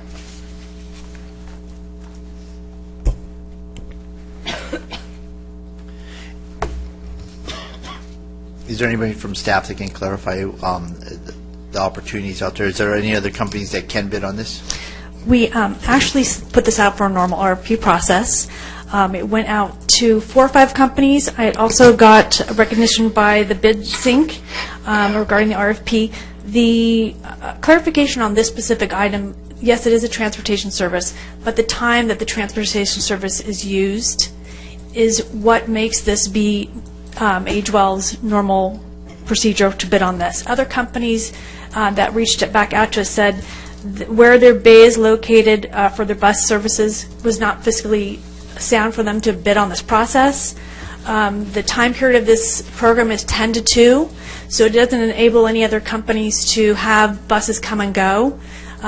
So AgeWell really is, in this South Orange County area, is the main source of this type of a contract. So OCTA has, I can't remember exactly, it's like an on-call bus thing where you call, would they potentially... No, and we actually provider? work hand in hand with OCTA. They're one of our funders for our senior bus transportation, and talk to them on an ongoing basis, and no, they were not didn't want to be part of the process either. It once again goes down to the fact of the time period for this particular service. Monday through Thursday, 10 to 2.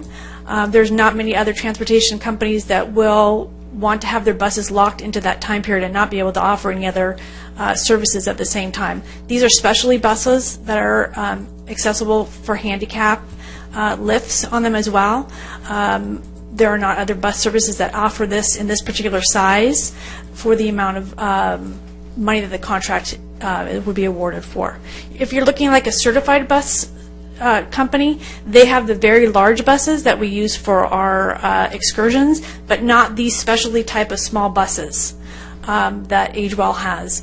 There are other companies that offer this service, but they work mainly in LA County. They don't have a hub here to be able to offer the service that's going to be financially sound for them to be part of a contract with us. And I just, again, I know there's other cities that have, and I know South Orange County is kind of, has its own, AgeWell is in that area. Correct. There are other cities that have Meals on Wheels, and it just seems like, you know, maybe they're off one day, we take their off day. It just seems like it's not. Yeah, unfortunately here in our area, AgeWell services all the surrounding cities. A very similar service. I reached out to other companies, as I said, within BidSync. Somebody from Mercy, actually, and I didn't put it in my report, I had somebody from Dubai even contact me via BidSync as wanting to be part of, they're interested in process. But as is the case with other surrounding cities that have gone out for the same type of procurement, AgeWell falls into the category for the time allotted, and also with the population. They're amazing at working with our seniors. Our seniors love the drivers. They're used to the drivers. They like the service of having to come on the bus as part of their day. That part of their day, what we think of as transportation, for them, they think of it as part of their social time. They enjoy that process. So I would have liked to have other people come into the bid process as well, but AgeWell was the only one who did. Even though we had other people who were obviously getting contacted through the BidSync that knew it was there and it was available, but they were the only one who came back and gave us a contract. And a bid, rather, proposal. So I don't remember seeing in the staff report, do you remember how many bids there were in the last one? One. In 2012? One. It was AgeWell again. And in 2012, we didn't have the same process we have now. This is a much more extensive process in how we post it on the intranet. It gives people time to give it back if they are potential bidders. So the process enables more people to be part of this process than we have in the past. And once again, AgeWell was the sole bidder last time and the sole bidder this time as well.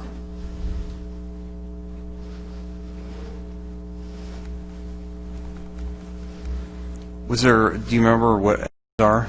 I've heard of them before. I think they do some of the transportation in the North County cities. Well, basically the list of people that you're looking at that were reached out to was a list that I did receive from OCTA. OCTA has a list of providers that have these similar type of buses that work with the ADA accessibility. So those are the providers that I was given by OCTA that I reached out to, that sent the information to, that called, that emailed. So as part of the conversation we were just talking about OCTA, they gave me these people to reach out to on top of AgeWell.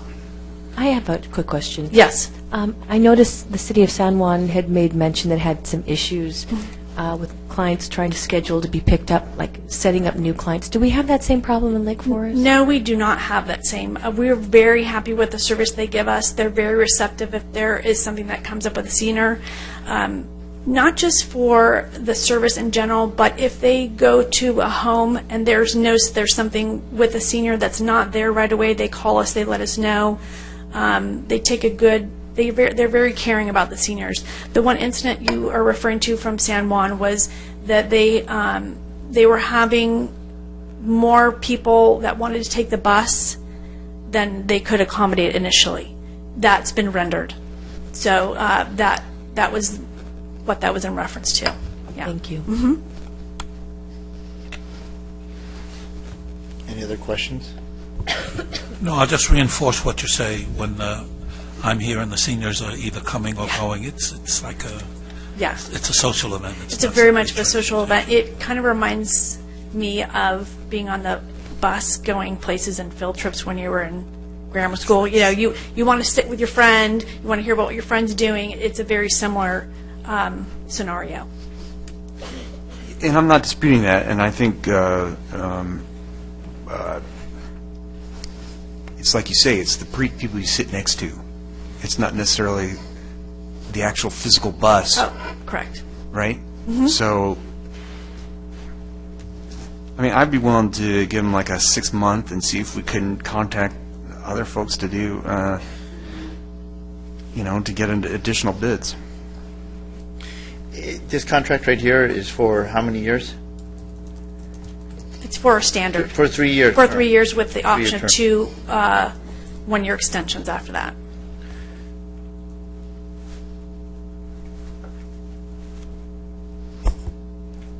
Well, I've been here also many times when the buses are dropping people off. It's actually really fun to be around.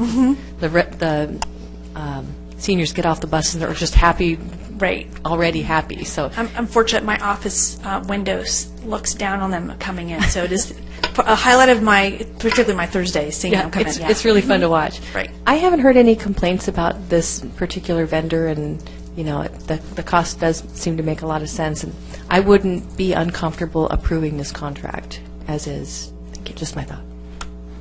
I'll second it. There's been a first and a second, and call the vote.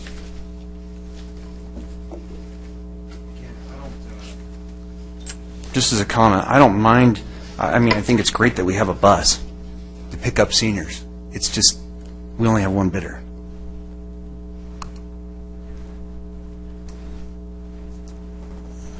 That motion passes with Councilmember Hamilton opposed. Okay.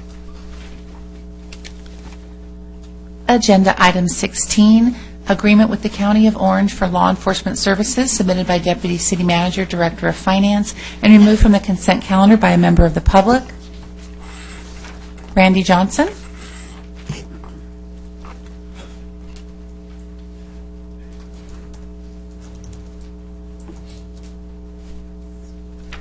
Well, good evening, Council. Again, Randy Johnson. I thank you very much for approving what was item number 10, or at least reviewing it.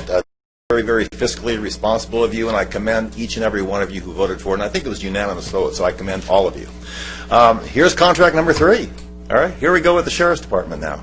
$1.2 million raise.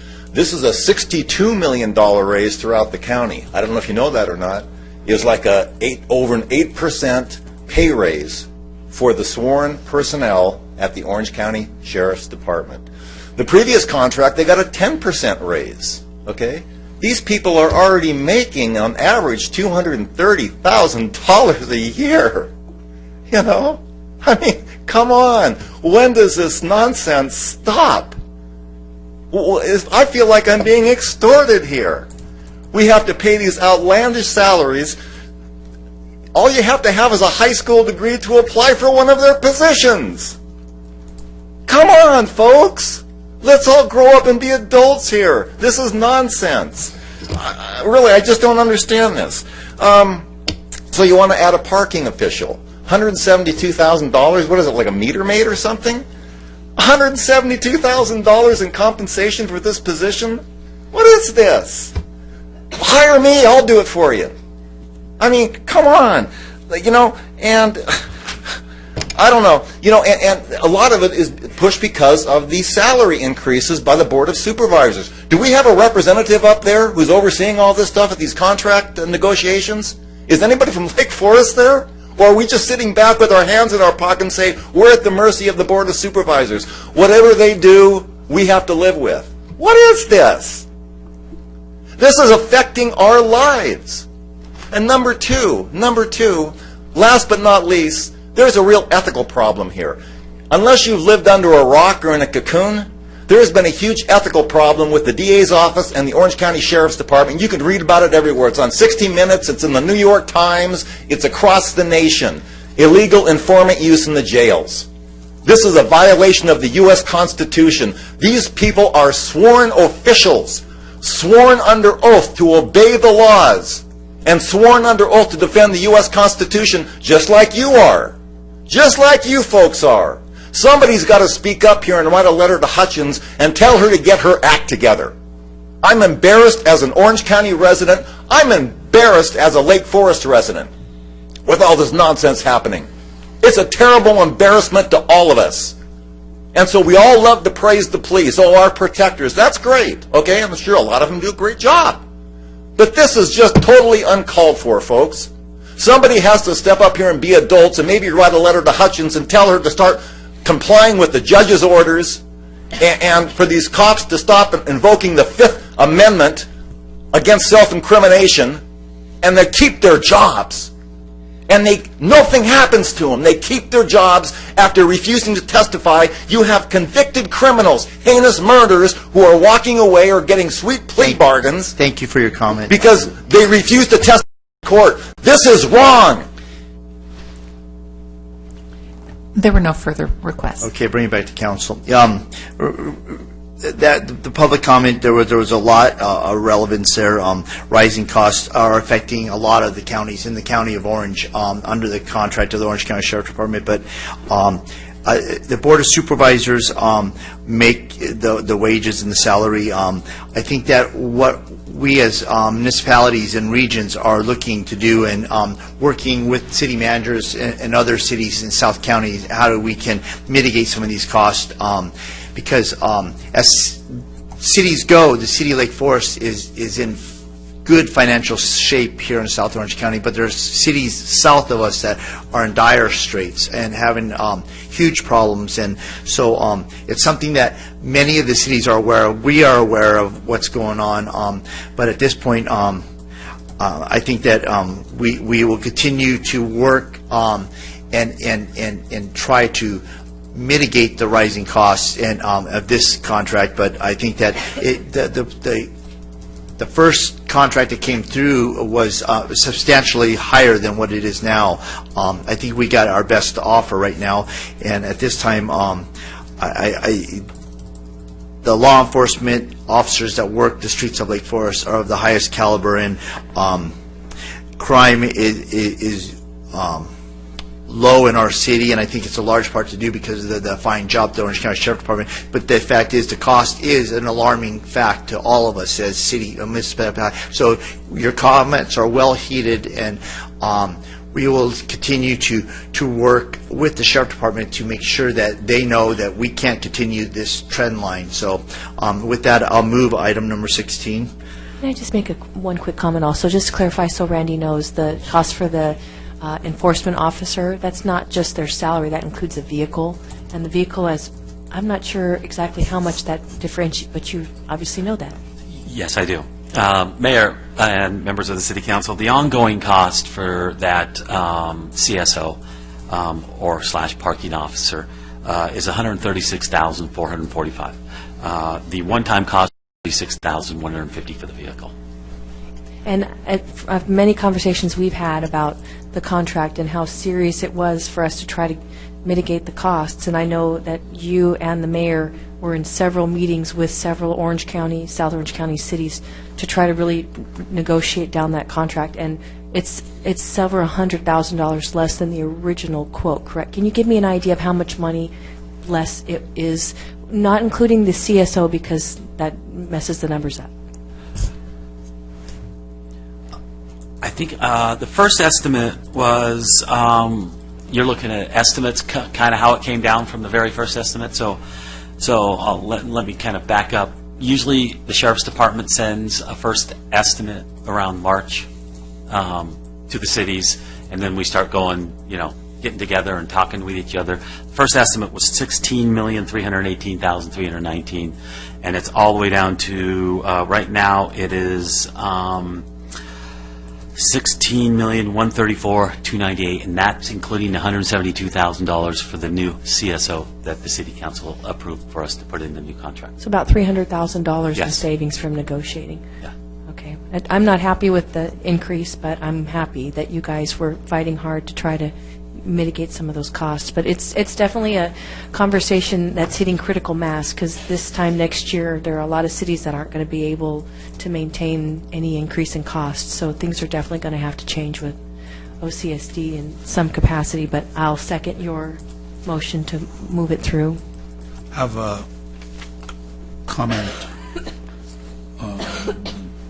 First of all, for 10 years, when I was out there or when I'm up here, I'm always asking the question, why do we have more crime here than Mission Viejo? Why can't we do as well as Laguna Niguel? And what the heck are they doing over there in Laguna Woods, those old people in Laguna Woods, and we still have more crime than them. So congratulations for us here in Lake Forest. We came in number 3, so behind only Rancho and Aliso Viejo, who historically have the lowest crime rate. So very good, and congratulations to us. It takes that question off, and I don't have to keep asking that question. But the other question I asked for the last 10 years, I still have to ask, and that is, can we get a better bid somewhere?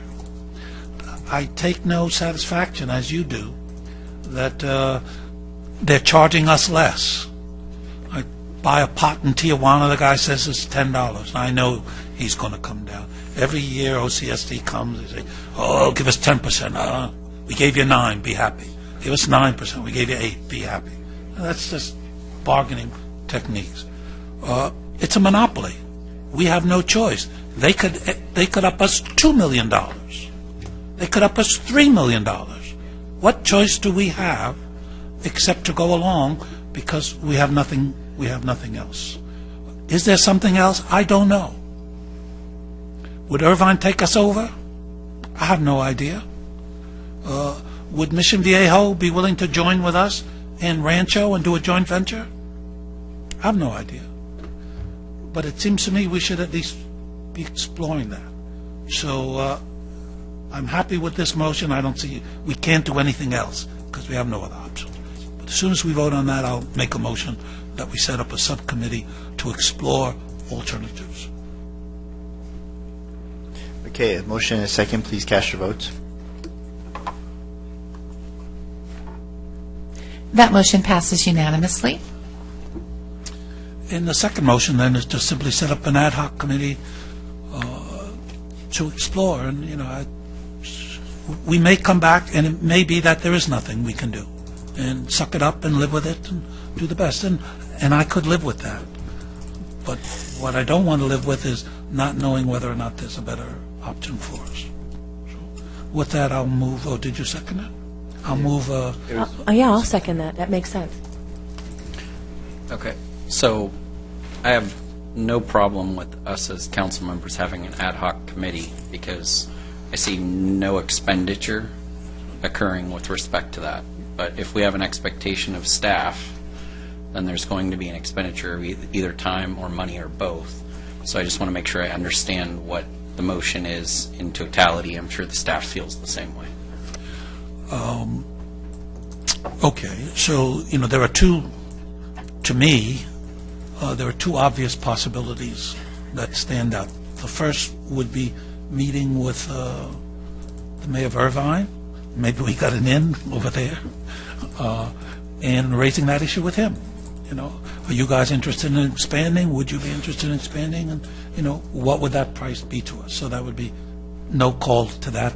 He can do that tomorrow at lunch. No problem at all. The other option is talking to, and again, there's no cost to that, talking to our friends or the committee would have to structure who talks to whom, but talking to committee people, to council people in some of the other cities, it makes sense to me to concentrate on Mission Viejo and Rancho, because we're all in that, whatever it's called, Southeastern District or something. We're all together in that. If that failed, I have no problems talking with Laguna Hills or anything. Strictly, hi, we're worried just as you are with the things. Do you want to sit down and talk about the possibilities of a joint venture? If we get some flexibility or some movement in either of those directions, then we might bring it back and then involve more staff time in terms of, okay, now let's do a budget if we were a joint venture with 3 cities or 4 cities. But at this point, it's simply to be able to officially probe Irvine and the other cities to see if they're interested in doing something with us. Okay, I appreciate that. I don't mean to put the staff on the spot, but, I mean, do you see this as an exercise in futility, or you think that there's actually some value in this occurring, that there might be some bona fide opportunities for discussion with respect to those 2 particular items, so something like a JPA or contracting with Irvine? Well, I think this is a huge issue. Number one, I think just council people talking to council people about possibilities, I think is a legitimate exercise. Once you go into studies and so forth, it becomes a really big undertaking, and it's probably something you want to entertain as you go through your strategic plan, because it would be a major undertaking for the staff to take that on, especially if Lake Forest is the originator of the idea. We would be the lead agency. And so it would be quite a work effort. The potential for Irvine wanting to serve Lake Forest, I've not heard that there is any interest there. But again, these are conversations that were had probably 2 years ago. So it may have changed, but I have not heard that as something that is viable at this point. Working with the other cities, again, if it's a council person to council person conversation, that's fine. Once we start involving the staff, it becomes a major work.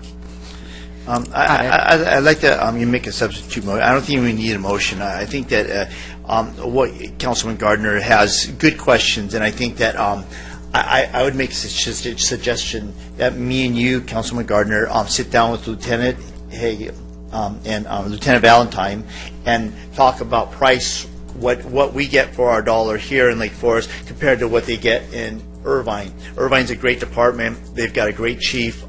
They've got a good mayor, a great mayor. And I'll say that, but the fact is the price that individuals pay in Irvine are substantially higher than what we pay per dollar here in Lake Forest. And so what we get out of Lake Forest, not only as response time, but actually in an organizational wise, because of the fact is that we've got helicopters, we've got equestrian teams, we've got search and rescue, we've got dogs, which are all things that we got SWAT team, that's some of the best SWAT teams in the county, where some of these smaller municipalities have combined SWAT teams, but combined SWAT teams don't work hand in hand day in and day out, where the Orange County Sheriff Department, when they come in and when their SWAT team gets called out, they come out as a unit from the Orange County Sheriff Department, which is second to none. Some of the highest rated academies in the nation are second hand to what we have in Orange County. But the fact is that there is a concern, and I'll sit down with you and Lieutenant Valentine, and we can talk numbers, and then me and you can drive to Irvine. It's not a Brown Act violation, and we can go sit down and talk with them. I would be willing to do that. No vote needs to be taken. Well, if that fails, then I also want to be able to engage the people from Mission Viejo and Rancho. Yeah, I'm willing to do that with you. I'm willing to take you. I'll drive.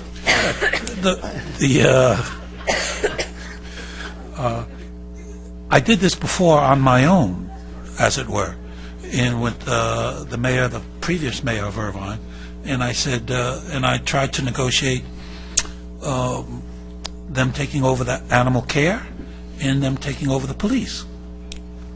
And of course, the first thing he said to me was, "Are you speaking for the council? Is the council interested, or is this your interest?" And I said, no, I'm just here on my own, and if you're interested, then I'll go back. So I'm kind of in a weak position. Well, yeah, I will strengthen your position. I'm the mayor of the city of Lake Forest, and I know everybody in South County. I'm fortunate, we as a city are fortunate to have the Saddleback substation in our city, which they don't have. But the fact is that I think that when you see a dollar for dollar per person, per resident, what they pay in Irvine or what they pay in Tustin, you'll see that we're getting a good bang for the buck.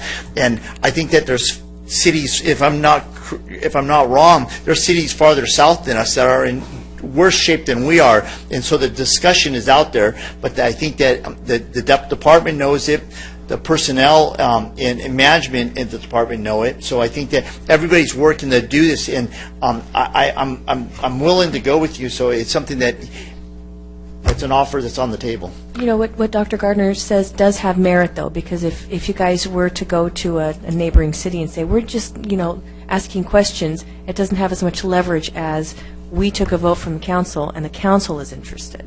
So that's just, I think we should still vote on it, just so that you guys have a little bit more leverage when you are having those discussions. I don't think that we need to, because I think I think that we go and do our investigation and do our homework and find out what they're paying out there per dollar. Yeah, again, I don't think your the cost Irvine to service themselves is not the same cost as Irvine to add Lake Forest to the service. So what you say may or may not be true. Actually, what you say is true. Irvine does cost more. I don't even need to ask Lieutenant Valentine. I know that already. But that doesn't necessarily mean that would be their cost to us. I beg to differ you. I think that the residents of Irvine will be getting a substantial discount compared to what we pay for new vehicles and new personnel to come into Irvine, Lake Forest to patrol Lake Forest streets. I think that every one of those cars that go on the street from Irvine will have to be paid for by the residents of Lake Forest to actually start patrolling from Irvine to Lake Forest. Yeah, with all due respect, I think you are firmly committed to Orange County and not doing alternative. So I don't think it would be. That's not true. I think that I'm firmly committed to getting the best bang for the buck, and I think that Orange County Sheriff Department right now is the only option that we have for the dollar that we pay. And so I think that once you see the numbers, I think you'll agree. But the fact is, rising costs are something that we have working groups within the city. We had, Ms. Deborah Rose, did we have two mayors meetings last year? Yes, there were two manager-mayor meetings last year, and there is some preliminary talks among the managers to start looking at the service model, but these are very preliminary. It's nothing for me to report at this point to you officially. But it's out there talked about. So the fact is, I think that it's a rising. Lieutenant Valley, do you have anything on this? Okay. I think that I'll sit down with you and we'll pencil in. If you want to come back at the next council meeting, if you're not satisfied, then you can make your motion. Okay. Fair enough. Then we don't need a motion at all. But you and I will get together. Promise. Talk to the Mayor of Irvine and get some preliminary cost estimates, and then we'll see where we go from there, which might then be Mission Viejo and Ranger. All right. Okay, good. Yeah. Just one question of staff. I've been told that the sheriff cannot charge us additional than what the cost is. That's correct. Any city that we contract with could apply whatever they'd like to the service that they provide. And that was what I was going to ask next, is are cities also restricted by that same thing, to only charge us cost? No. Okay. So that motion dies? Okay.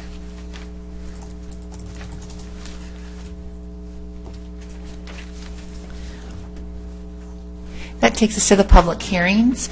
Agenda item 17, zoning code amendment number zone change 01174998 for revisions to Title IX and Title 11 for updates to definitions and regulations pertaining to transitory lodging uses for consistency with state law and implementations of restrictions pertaining to home occupations, submitted by Director of Development Services. At this time, I'll open the public hearing and receive staff report, please.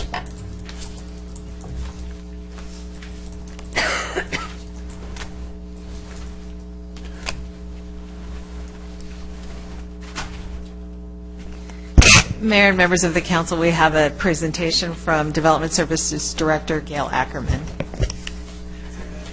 Thank you, and good evening, Mayor, members of the City Council. This zone change is staff initiated to make some changes to the Lake Forest Municipal Code in 4 areas of the code.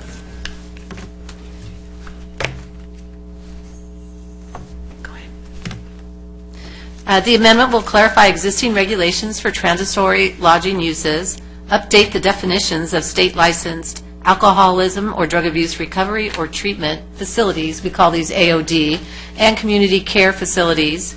3, add standards on home occupation size and the number of clients. And 4, revise the definitions for child daycare facilities in accordance with state law. I'll just go quickly through these. The first one, the transitory lodging. Transitory lodging uses include short-term rentals, boarding houses, and hotels, and the city currently prohibits such transitory uses by not listing them as permitted uses. The proposed ordinance will provide clear definitions, provisions, and restrictions for these uses. A new exemption is included in the municipal code for limited home rental, and this is defined. This allows homeowners to rent their primary residence for up to 3 periods of fewer than 30 consecutive days in a given calendar year. That would not be considered a transitory use. Number 2, the AOD facilities.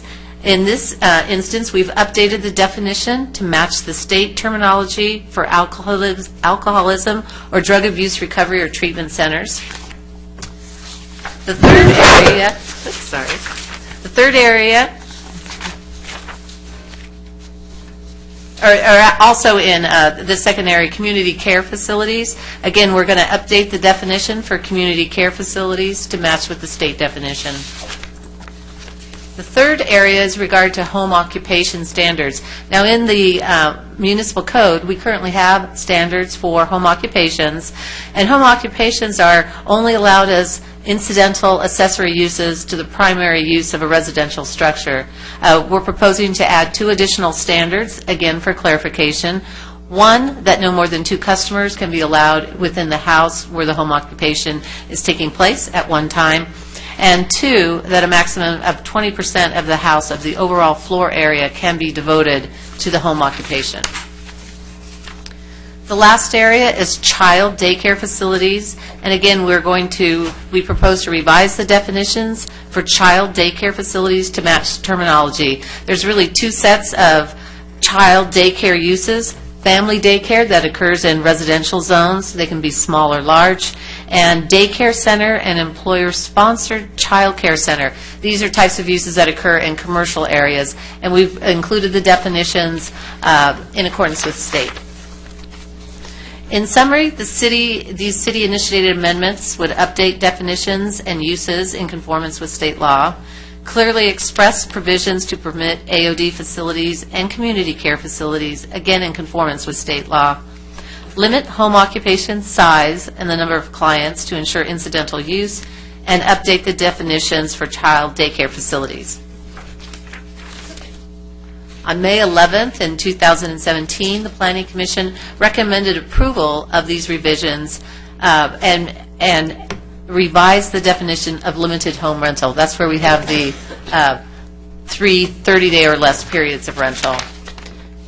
The recommendation, staff recommends that the council find zoning code amendment that it is not subject to the California Environmental Quality Act, and 2, introduce for first reading an ordinance that would put this into effect. We have Todd Leishman from BBK is here this evening. He's worked with us extensively on preparing these code amendments, and also Amy Stonich, who's a contract senior planner for the city. That concludes our report. Thank you. Is there anybody from the public? Nick Van Egmond, followed by Jeff Ryan.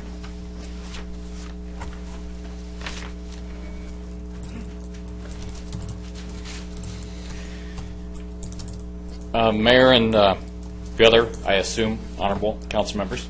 As you can tell, I wasn't really prepared. I didn't polish my boots, so I didn't realize I was going to be on TV. The hat goes with the flower that you're holding in your hand. Thank you. All right.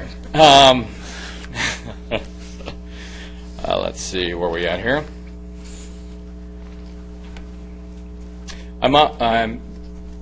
This number 17 that we're discussing, I'm also on the board of a local HOA. It's a small HOA. It's under the umbrella of Foothill Ranch. I mean, not Foothill Ranch, of Lake Forest. I currently live in Foothill Ranch. Property that I'm on the board of is in Lake Forest. So it's under the umbrella. So what you do here is very important for me as a board member, because there will be a lot of knocking on doors and yelling and screaming should things be done and not kept nice and tight, especially in a higher volume membership community where people live next door, stairways, going up and door, very limited parking, as we're all aware of. On the residential side, it's even more of an issue out in the heavier populated areas or higher density, whatever we want to call it.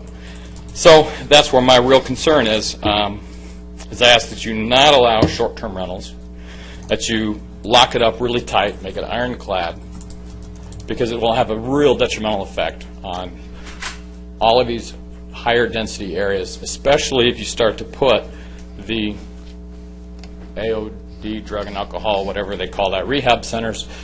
If we start stacking them with people who live in these areas that don't have a lot of money, that have to find places for their children, where our tenants alone have a 2-year-old and a 10-year-old, and the last thing they want are drug and alcohol rehab guys coming up and down the stairs right next door.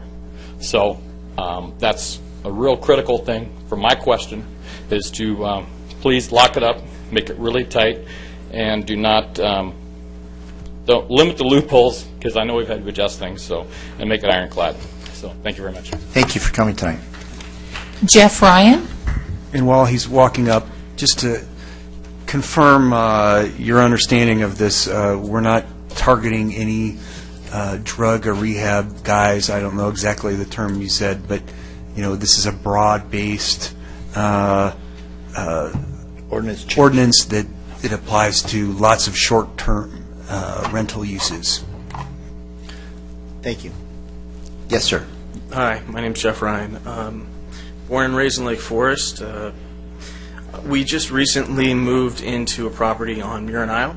I see Dr. Gardner all the time, actually.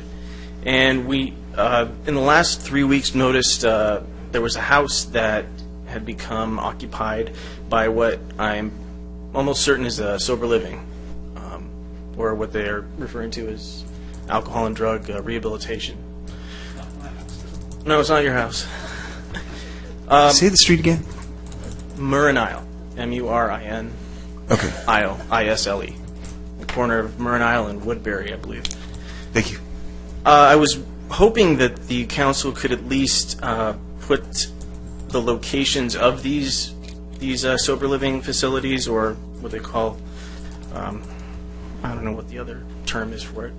If they could put the sober living facilities on the website, or let residents know when they're going to be used as a sober living facility, because this is about 3 or 4 houses up from us, and we found that in the last few weeks there have been beer cans in front, motorcycles, trash, people moving in and out almost like it's an airport, with people coming in with their bags and leaving with their bags, coming with their bags, leaving with their bags. There's a van in front about 2 times a day that takes them, I'm guessing, to meetings and takes them back. It's all kind of done surreptitiously. I don't think anybody in the neighborhood was aware that this was happening. And again, I'm not going to fault people for trying to gain recovery of some sort. But at the same time, I think I have a 2-year-old son and a 5-year-old daughter, and as we were taking our walk, we were some less than normal language was used as we were walking by, and we didn't really appreciate it that much. And now I know that people with substance abuse are not a protected class under the Americans with Disabilities Act. Medical disability may include substance abuse, but I know that allowing us as a public to know when and where these facilities are going to be zoned and allowed would be appreciated. Other than that, just maybe we could have a town hall on what we're seeing when these facilities come into use and when they show behavior that may not be sober living friendly. I think would be a good idea. And again, we were just very surprised that this happened without any information, mail or anything, saying that this was going to be happening. So, Well, thank you for your comments tonight. Sure. Mr. City Attorney, would you mind addressing his comment about, like, cataloging sober living homes? Mr. Mayor, council members, a few notes. First and foremost, the City of Lake Forest code enforcement is really complaint-driven. So if a new use goes into a home or even a business, unless there's a complaint that's issued to the city, we simply wouldn't be aware of that use, again, until the complaint is issued. So if a use is operating out of a home, whether it's a vacation rental, an AOD facility, a home occupation, if that use is not permitted, the staff and code enforcement wouldn't be aware of that until a complaint is issued to the staff or to code enforcement. As far as permitting these types of facilities, the ordinance that the council is considering tonight actually treats all short-term rentals equally. So whether it is a vacation rental, a birthing home, an AOD facility, they're all treated the exact same. And that is the exact way they're treated right now, which is they're not permitted in Lake Forest. So the ordinance before the council simply codifies the current ban that is in existence through the code. But again, to go back to the initial comment, unless there is a complaint issued, the city simply isn't aware of these types of facilities opening up. Mr. Mayor, just it seems like there might be a little bit of misunderstanding of what we're doing tonight. So I just wanted to clarify before we have, I don't know if we have any more speakers, but before we do, just so that there's some good understanding. This short-term rental ordinance does not implement a new ban on short-term rentals. Instead, the ordinance clarifies and makes explicit the city's current ban on short-term rentals. Individuals or entities wanting the city to allow short-term rentals would need the city proactively to amend the code to allow for such uses. The short-term rental ordinance will make it easier for the city to take legal action against illegal short-term rentals by avoiding ambiguity in the current code. The short-term rental ordinance does not differentiate among different short-term uses, as our city attorney just stated. In other words, traditional vacation rentals, Airbnbs, birthing houses, and living homes will all be subject to the same restrictions if they fit the definition of short-term rental or boarding house. And so, they haven't been allowed, and what this is doing is clarifying that, and then with respect to short-term rentals in its totality, regardless of how it's defined, it's allowing 3 stays over a 3-month period of time. So someone wouldn't be able to, and this is in total for the home, so there would be 3 stays over a 3-month period of time in total for the home. So in the other 9-month period, there wouldn't be allowed any type of short-term rental use of any kind. Okay, so just so that part's clear. And it has to be owner-occupied. Yes. At the same time. So, although the short-term rental ordinance will apply to some degree to sober living homes and similar uses, it's important to note that this is not a sober living home ordinance, and this is, again, going to apply to every different type of use that there might be with respect to short-term rentals. So my focus really with this has been looking at the impacts with respect to short-term vacation rentals and private property rights, and that's where I've been looking at this issue the entire time since it was first brought to my attention about 9 months ago. So just wanted to clarify that. It was really, this isn't a back and forth, and so I have public comment. If you want to stick around, we're almost done with the meeting. Hopefully we'll be done, and we'll talk to you. So.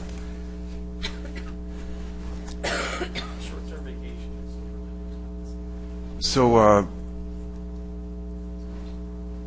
I had a question.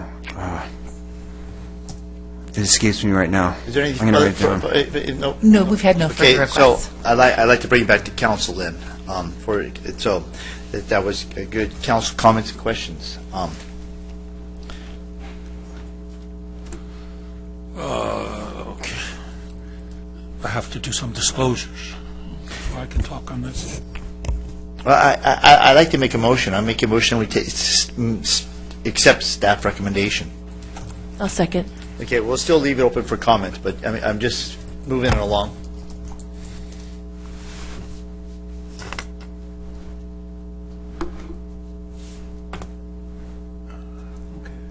Okay. Councilman Hamilton? I was just going to say that, I can't think of the question, I just had it on the top of my mind. I don't mind going something to the effect of, I hate to say unlimited, but, you know, say a school teacher or somebody wants to rent their house out. We have a 3-month allowance for a short-term rental. I don't know if it really matters if it's 3 different month-long sessions.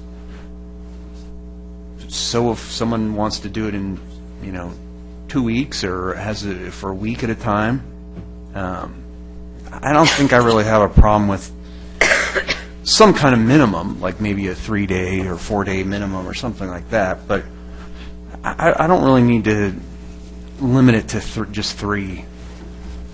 I think that I think I'm good with a 3-month, but I just don't think we need to limit it to months. It would only really mean that you could only do 1 month at a time for 3 times. So I think I could see somebody, if they only got a week at a time, they'd only be able to do 3 weeks. So I guess where I'm going is, I wouldn't. I don't know if you're up for a friendly amendment, but I would just strike the 3 times and put, say, maybe a minimum of 3 or 4 nights.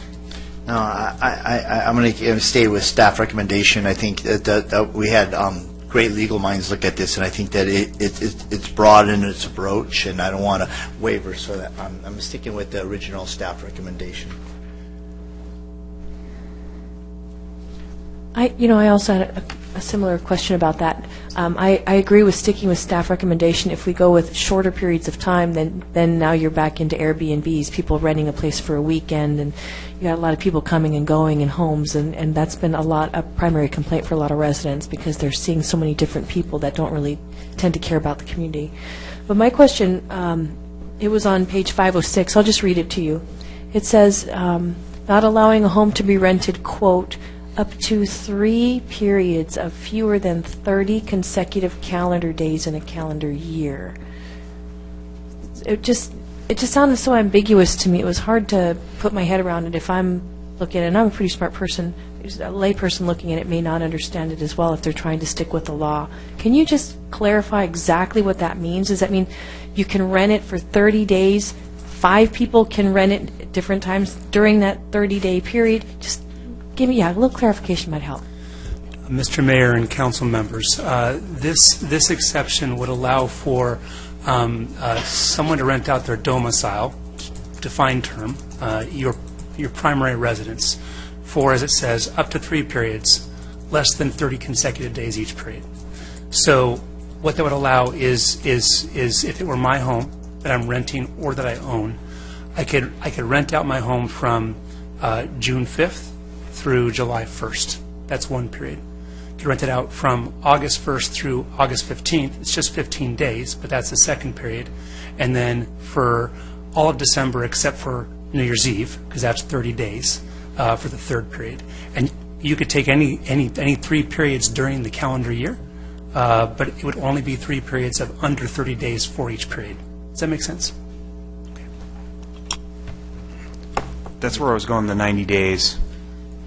Instead of making it 3 times of 30 days or less, I just say let's make it 90 days and make a minimum of 3 or 4 days each.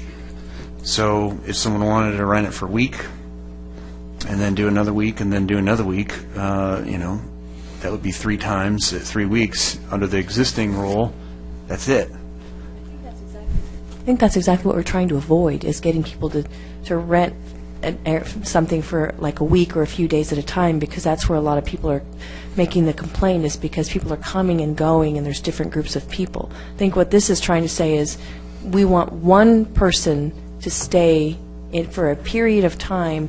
You know, and a lot of HOAs, myself, ours included, does not allow for short-term rentals for a week or 2 weeks. You actually have to rent a house for longer than 1 month in order to be able to be legal within our HOA's parameters. But if we were to do that and allow people to stay 1 week at a time, well, now we're back to square one, and I don't think that really solves anything. There's been a motion made in a second. Councilman Roberts. I've struggled with the same thing because, again, for me, this is balancing private property rights.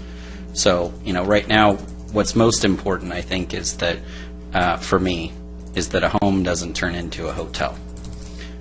Because in my mind now, the private property rights are skewing towards the secondary homeowner, and they're being taken away from the neighbor. There's an imbalance there. What I've struggled with is that family that wants to go to Europe, maybe you know, for the summer or for a month or whatever it might be. Maybe it's just a month. They want to go to Hawaii for 2 weeks. What I think Councilmember Hamilton is saying is that that family, they could rent the house out for the full 2-week period. That would count as 1 out of the 3 that we're offering. Or they could rent it out to 3 different families during that 2-week period, and that would fall under this ordinance that we have in front of us. They couldn't do 4 during that 2-week or that 1-month period. Now they'd be in violation of it. And so I think what he's suggesting is that the 3 might be smaller than normal. And I definitely appreciate where the HOAs come from. I think that when you decide to move into an HOA, there are a lot of restrictions that you're accepting as you move in. You can only paint your house a certain color. You can only do certain things with your home. You can't do this and that. When you move into a city, there's definitely some codes and ordinances, but now you also have civil rights that are in place, right? You're allowed to own a home. In Lake Forest, it's not a private community that can dictate what you can do and what you can't do. It's a city, it's a municipality, and so you have to try to take a look at that. And again, that's where I've been struggling with this issue. I've spent a lot of time studying mainly on the vacation rental part, but this is an all-encompassing ordinance that doesn't discriminate against any group or anything like that. We're just kind of focusing on this in general as short-term lodging. And so I kind of see where he's going with respect to this. It's, again, just trying to find that balance, right? So no one would be able to rent a home for more than 3 times for up to 30 days. As you mentioned, once you go beyond that 30-day period, now you're renting out your home. There's no law that we could enforce that would preclude that. So you could rent it out for 30 days in a month to as many people as you want, as many times as you want. State law allows that. So I kind of see the 3 as being, I'm not really sure where it's at in my balance scale. It seems a little small, but at the same time I appreciate the fact that you don't want to turn a home into a hotel even for a 3-month period of time. So I wouldn't want to have 90 different tenants that were coming into a home next door to me. I think that would start to upset the balance. What you were suggesting was a 3 or 4 day minimum, which would bring it more into the, where are we at 20? So 20 to 30 in that 3-month period. That might be a little bit more than I would be comfortable with. Again, just trying to balance the private property rights between the homeowner that's trying to do this and the adjacent homeowners or people who are renting the homes that are going to be impacted by that. How do you balance those property rights? So I'm kind of thinking maybe a little more than 3 and less than the 20 to 30 that you're suggesting. But, you know, that's just kind of where I'm coming down right now. Yeah, I've had exactly the same problems as everybody else.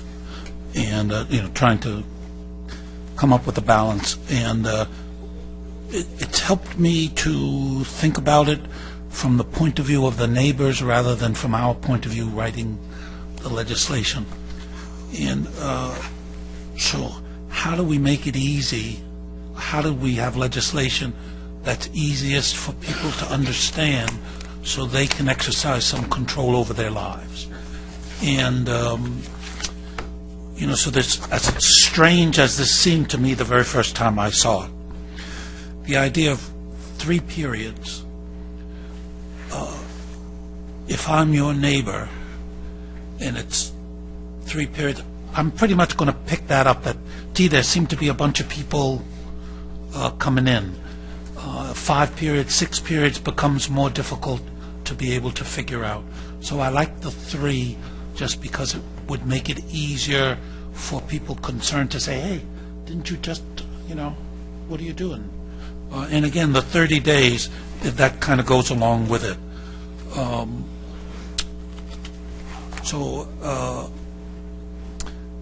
I think that becomes easier for the concerned neighbor to call somebody up and say, hey, there seems to be a problem. If we expand that, you can do it for 15 days, but 6 times, or you could do it for 10 days, but 9 times. Suddenly, the ability of the neighbor is being constricted. Now, most of the time, I'm sure there's people next door to all of us who are doing this now anyway. So what we're really trying to do is, when it's a problem, make it easier for people to be able to realize that somebody's done something against the law and creating a problem. If somebody were doing it quietly, who cares? So if we make it too big, it'll be more difficult for that neighbor to say, hey, this is just not right, and gets on it. So there is no perfect answer there, but I like 3 because that's a small number. Personally, I'd prefer 2.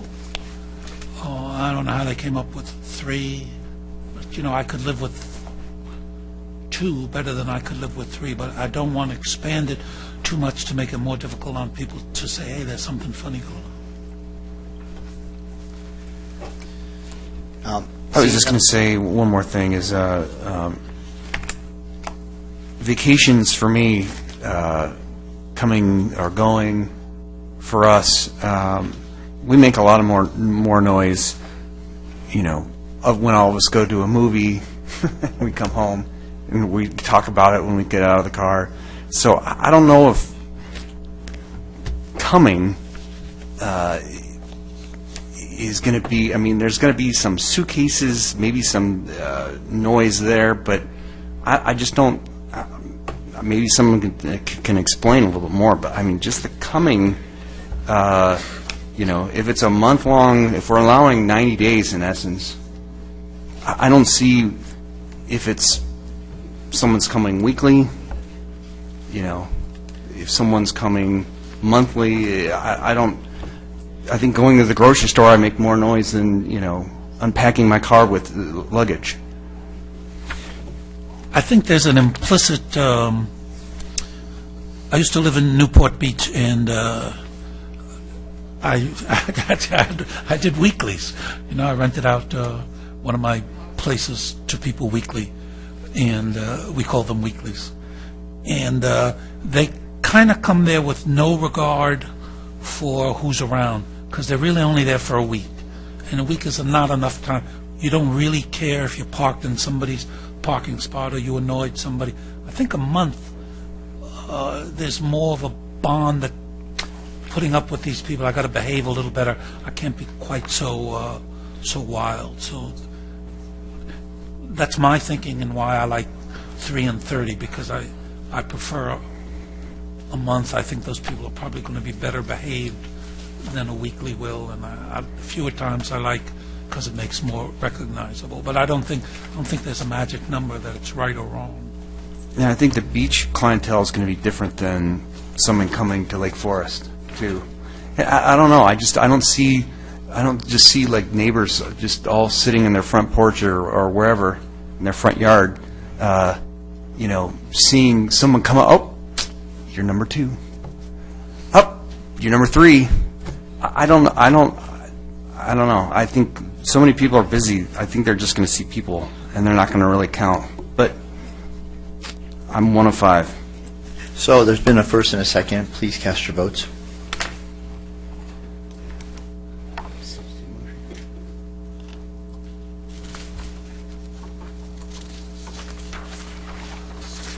That motion passes unanimously.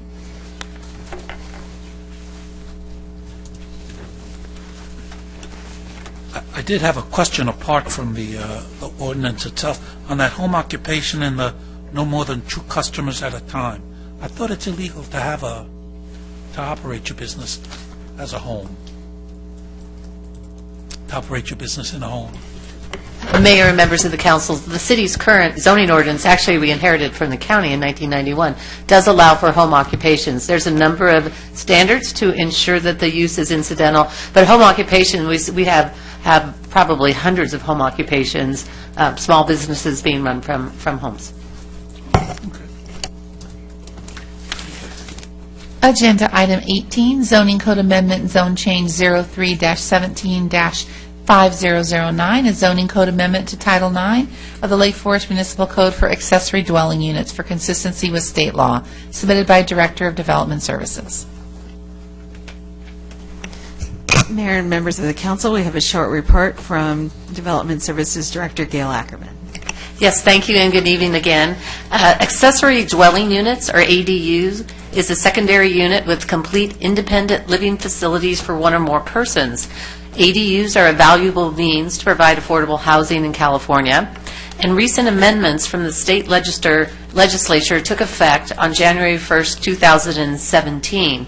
The city may adopt an ordinance to designate what areas in the city's ADUs are permitted and establish limited development standards. And if the city fails to adopt an ordinance, then the city must use the state code. ADUs generally take 1 of 3 forms. They can be detached units found behind a house.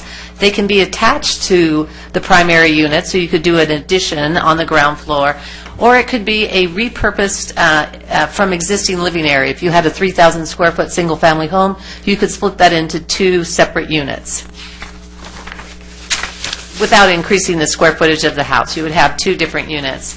So the city actually has regulations for ADUs. In our zoning code, we call them second residential units, and they've been permitted in the city since the county zoning code was adopted after our incorporation.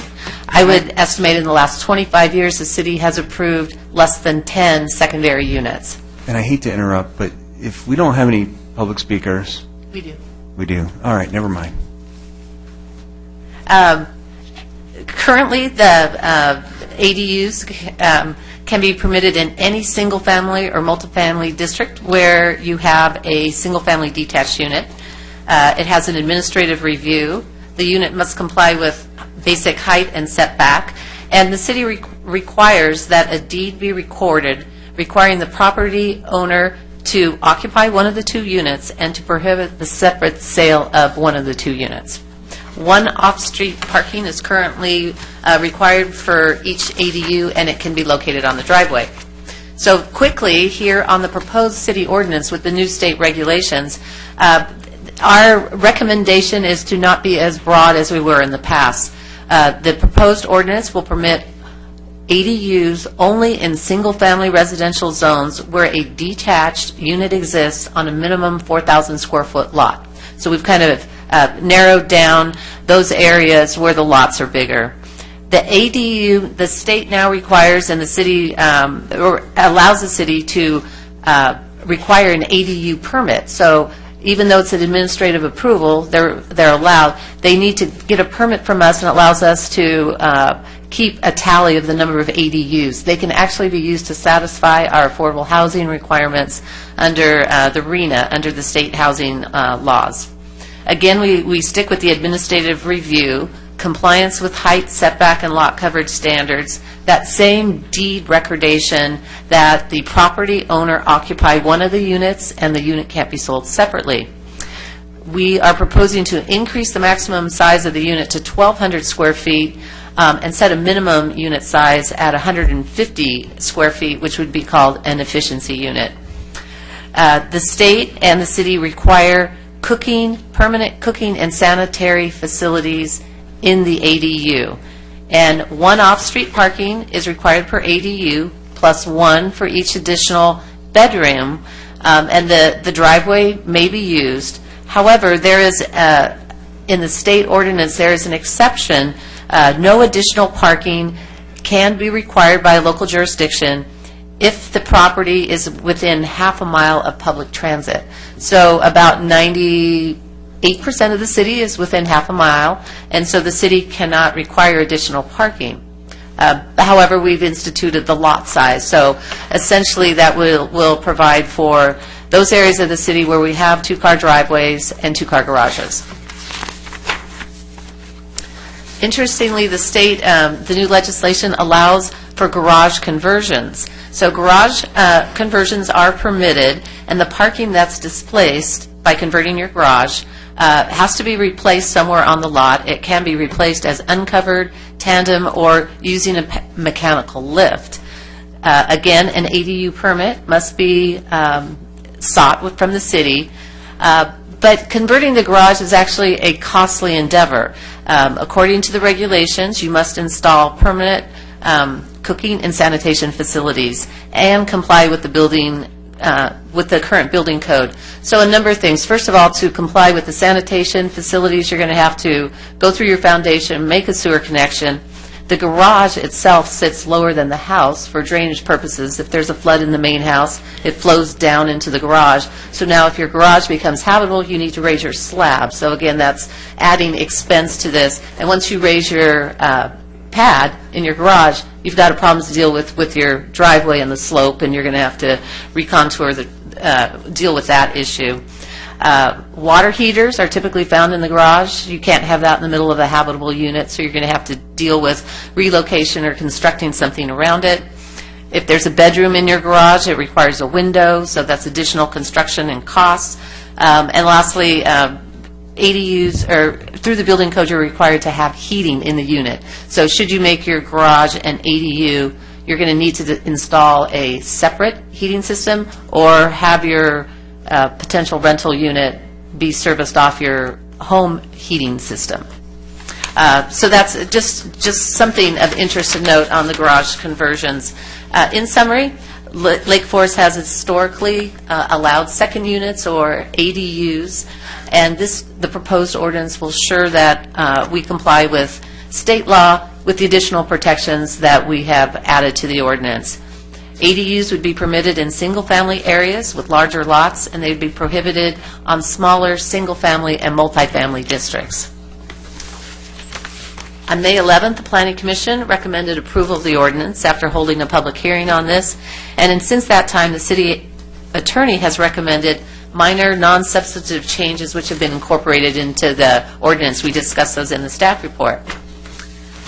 Lastly, the staff recommendation is to find that the zoning code amendment is statutorily exempt from CEQA and conduct the first reading of an ordinance for accessory dwelling units. And as with our previous ordinance, we have Todd Leishman from BBK here, and also Amy Stonich, our contract senior planner, to answer any questions that you may have.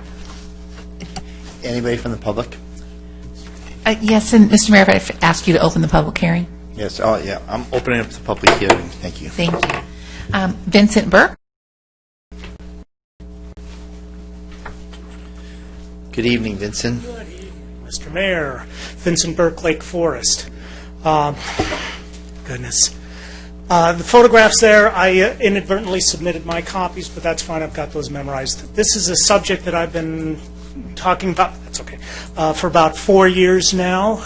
And this is going to, of course, impact your boarding house ordinance, monitoring, and registration. But more importantly, with garage conversions, as I understand it, you could convert a garage over to probably a single residential unit. You can make 2 residential units out of it. And it could be inhabited by as many people as the renter or the owner of the property wants in there. With that conversion, of course, you only need to place 1 additional parking space out in the driveway or somewhere on that lot. Now imagine a garage converted over, and yeah, okay, if you have one person living in there, that's fine. If you have 12 people living in there, half of which are all of driving age, where is all that traffic, that overflow parking going to go? Well, as you can see out on some of the photographs showing the streets of Springwater and Spring Glen, those photographs were taken just before the parking ordinance went into effect there, the permit parking ordinance, and sometime after. You can see there's very little difference, before and after. It's still a lot of parking, a lot of vehicles out on those streets. But compound that now with all this additional boarding house, rentals, ADU, whatever, and now you're going to have a lot more cars flowing out from those streets onto neighboring streets, such as over by Viejo West, and we've got our own problems there that we're trying to contend with.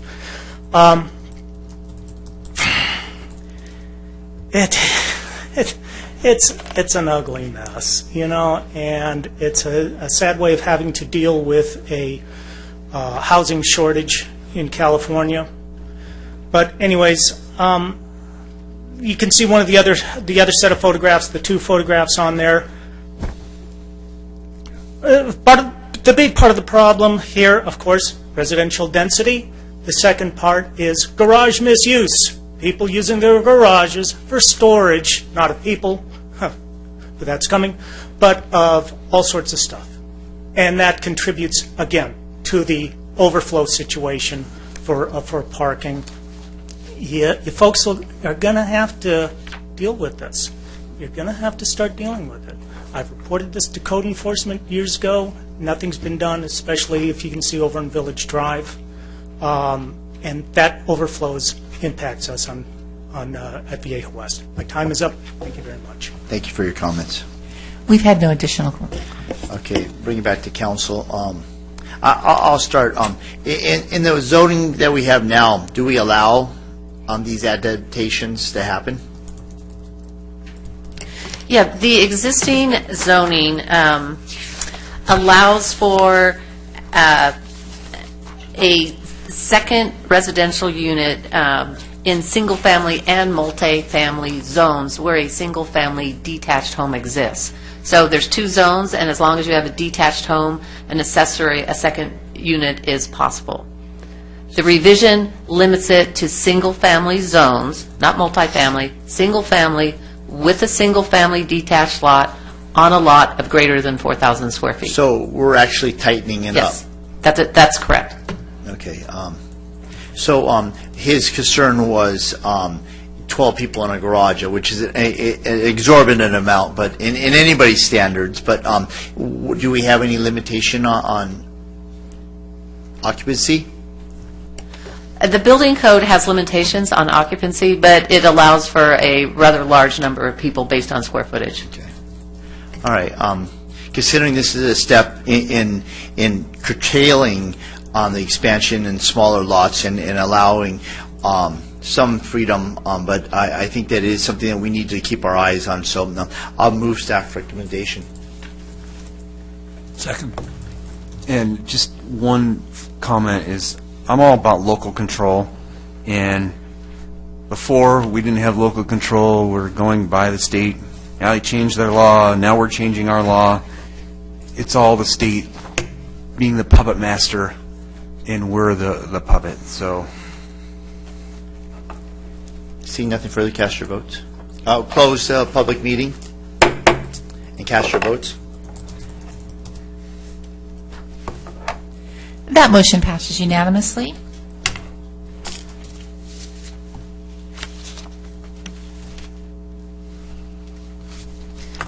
Mr. Mayor, Yes. if you would indulge us, I'd like to ask if we could take item number 20 before we take the general plan update.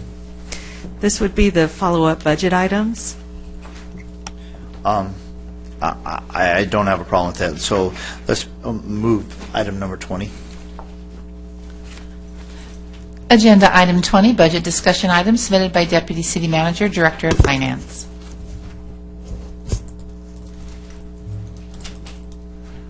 Mayors, members of the City Council, just a moment, we'll pull up the PowerPoint, short PowerPoint. At the May 9th, 2017 Budget Workshop, City Council certain items to be included as part of the proposed fiscal year 2017-2018 operating budget. And what we're doing tonight is just bringing back those items and getting a okay on them to put into the final budget, which we will bring back to you on June 20th with a resolution to adopt it. So, move forward. I just want to kind of review where we're at before we add the items and show you the numbers again, what I showed you on May 9th at the budget workshop. So on May 9th, we had roughly on the general fund $22 million in beginning balance, $46.9 million in revenues, and expenditures are $45.5 million. And it gave you a surplus of about $1.4 million and an ending balance of about $24.2. Just kind of want to show you those numbers before we start adding all these additional numbers. Next slide, please. And then all funds, of course, around $121.3 million, revenues at $77.9, operating expenditures at $49.4, and then CIP expenditures at $64.7. Gave you an ending balance of about $85.2 million.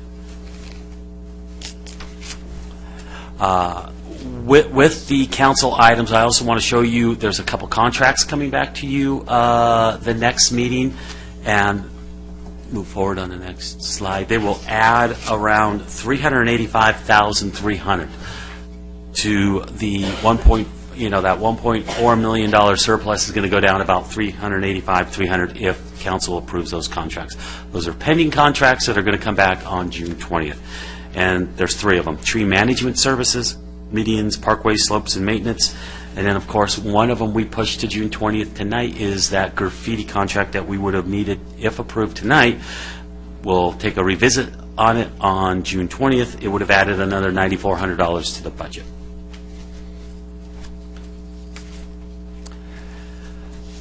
Now, we'll go through the City Council budgeted items that the City Council has brought to us over the last probably 12 months. The City Council has asked for certain things at meetings, and we put them all on a list. We discussed them at the May 9th budget workshop meeting, and we're bringing them back to you right now just to make sure these are what you want so we can add them to the final adopted budget. Well, final proposed budget on June 20th, it'll be adopted. So, you've asked for 1 public education officer, resident and business communication of $50,000. The public education officer was about $44,000. Kindness cards of $5,000. Homeowners Association roundtable of $700. CEO roundtable of around $700. Heritage Hill Timeline Monument, $3,000. Seasonal lights on El Toro Road, additional seasonal lights, $5,500. Planning and Traffic Commission staffing, around $25,000. Planning and Traffic Commission studies, around $50,000. And then Parking Enforcement Officer, $185,000. That was on the contract you approved tonight on the law enforcement contract. And actually, that figure is a little bit lower. We'll put that in the final budget. That was $172,000. And then City Hall split shift schedule, we're looking at, there'll be a little bit of overtime, a little bit of shifting of some staff, but roughly around $10,000. And then once that's done, that's a one-time cost. So the approved City Council budget items are around $378,900. And so where does that leave us as a balanced budget? Well, let me go through. There's another slide. There's some additional City Council budget items that we did not discuss yet. And that is the reduction of OCAC late fees. We're estimating around $12,600. There's the eligibility age for OCAC senior discount. We have not researched that and had enough time to come up with a figure yet. That's an unknown number. And then City Council sponsorships, $25,000, and entry monument sign around $20,000. What we'd like you to do is give us the okay or no on each of these items tonight. And then I can give you a total figure and show you where the surplus ends up for the final adoption on June 20th. So I'll throw it back to the City Council, and we can go one by one on these. So let's start with the first one, the reduction of OCAC late fees of $12,600. Before we go any Can we do it further, on an exception basis? Okay, excuse me? before we go any further, was there anybody from the public for this item number? We've had no Okay, requests. thank you. Go on, Ed. I'm sorry. Instead of going line by line, maybe we could go on an exception basis if there's anyone who... That is fine with me. We can, does anybody have any exception to any of these? Yeah, I do to the city council sponsorships. Okay. The rest I'm okay with. Anybody else have any exceptions? Yeah, I didn't want the city council sponsorships either. Reduction. There's only 4 of them. I think we should just go one by one. So. Did we discuss the? Yeah, I have no problems except I have nothing. So we have sponsorship and seconded by Mayor or Councilman Hamilton. Anything else? You want to go one by one? Why don't you start at the beginning? All right, we'll go one by one. Reduction of Orange County animal care late fees. Mayor, members of the council, you had asked us to suggest a late fee to bring back to you because you didn't like the late fee that was charged now, and so we did some research. We're suggesting the late fee be $20.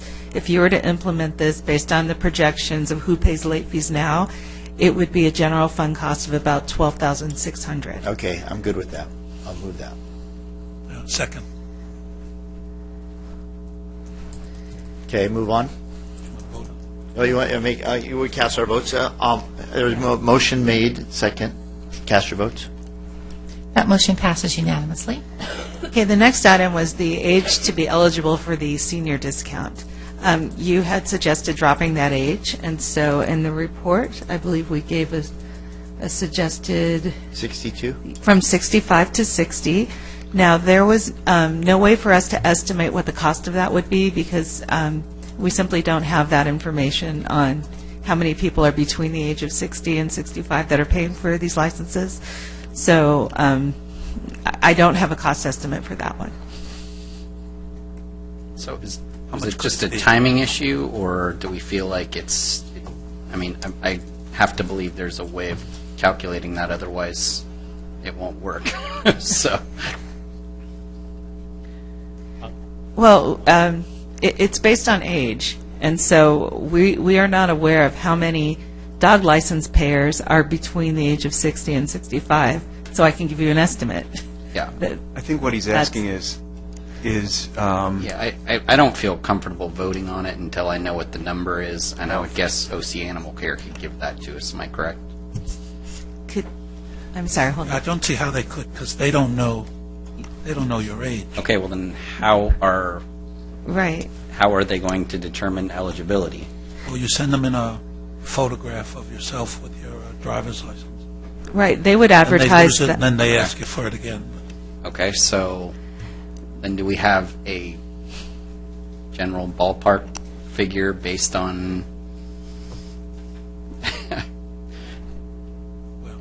I mean, is it going to be 10,000, 100,000? No, it's really a simple thing. Yeah. It's a simple thing to do. We could project the general population, which is, what proportion of the population. That's what I'm... Okay, right now, 10% of the license payers are getting the senior discount out of the entire population. So I guess we could extrapolate from that. Okay, just whatever the population is now between 60 and 65 in the general population. And just use that number and extrapolate. I'd have to return. I don't have that number. That's probably going to be around 3 to 5%. And what's the difference in the fee? Is that easy to tell? It's a 50% discount. So it'd go from $20 to $10. So it's $10, and it's a 3%. And what's the number of licenses? Yep, that was my next question. You should be doing this. This is yours. Just give us a moment. We can look that up. Why don't we go to City Council sponsorships at this point, and then we'll come back to the senior discount. Can you clarify what that is? That may be a little ambiguous. Sure. This was the proposal that each council member be allotted a dollar amount. We're suggesting $5,000 a council member, which is how you arrive at $25,000. And each council member would be allowed to provide grants out of that $5,000 to charitable organizations in Lake Forest, as long as there was a public purpose behind the grant. We're suggesting in the report that if the council were to move in that direction, you adopt a methodology where each council member could program their funds, but the allocation of funds in total would have to be approved by the entire council. And that's just to ensure transparency and also to ensure that each of these are providing a public benefit and then it not be a gift of public funds. And so there are other agencies that do this. We've provided, as an example, the ordinance from Irvine, but San Diego does it, Los Angeles does it as well. Yeah, it allows for too much mischief and too much, why do you give that to him? And somebody's going to get up here and ask questions about my wife again as soon as we approve this. Too much mischief. I'd rather see, but the idea is, it's a terrific idea. Yes, we should be more supportive of the nonprofits. That idea of the nonprofit community foundation, which is already sitting on our books up there somewhere, I think that's a better way to do it, and then that's the nonprofit figuring out how to do it. Otherwise, we're doing it, and did you give it to your husband because he was? That's my feeling. Not that, yeah, just too many opportunities. But I like the idea, and I'd rather see it done through a foundation. It's much too late to raise that now. That's my feelings. Councilman Robinson? No, I don't have any comments. Yeah, I personally think that we just keep private donors private, and I don't think it's a bad idea either, but I just don't want to see the role of government expand. So without a first or second, we can move on.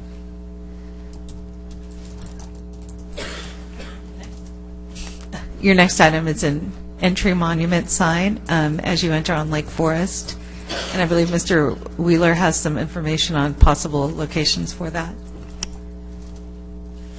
I actually like the idea. Whoever came up with that, I thought it was a great idea. Lake Forest doesn't have one there, so I will move that item.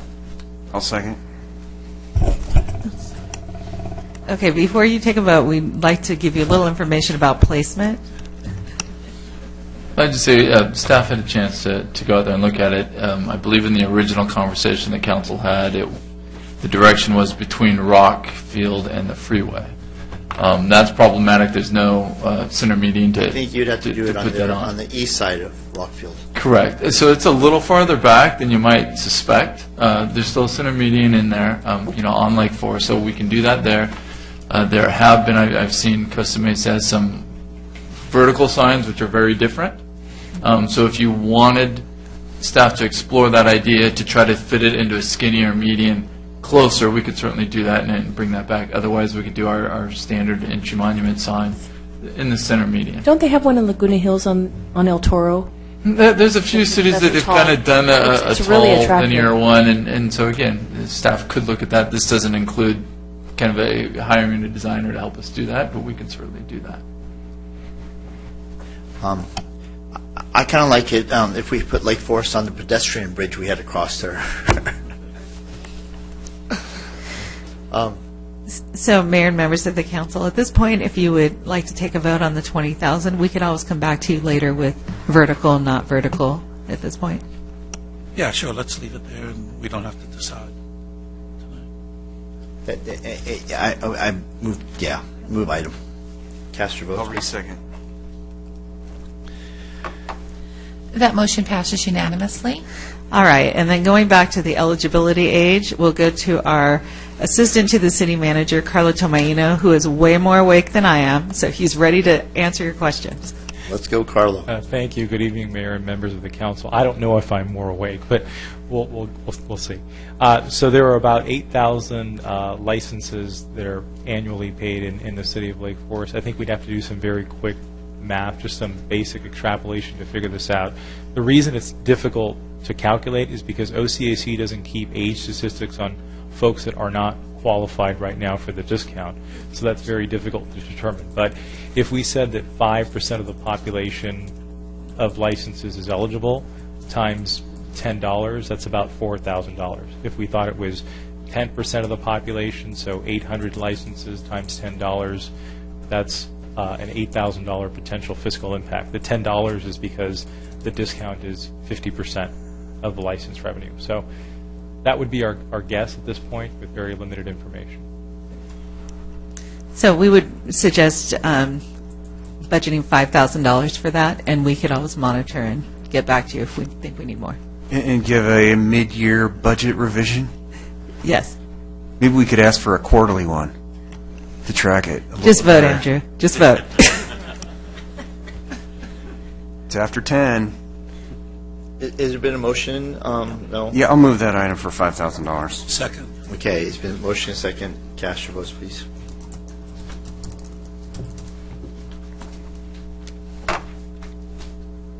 That motion passes unanimously.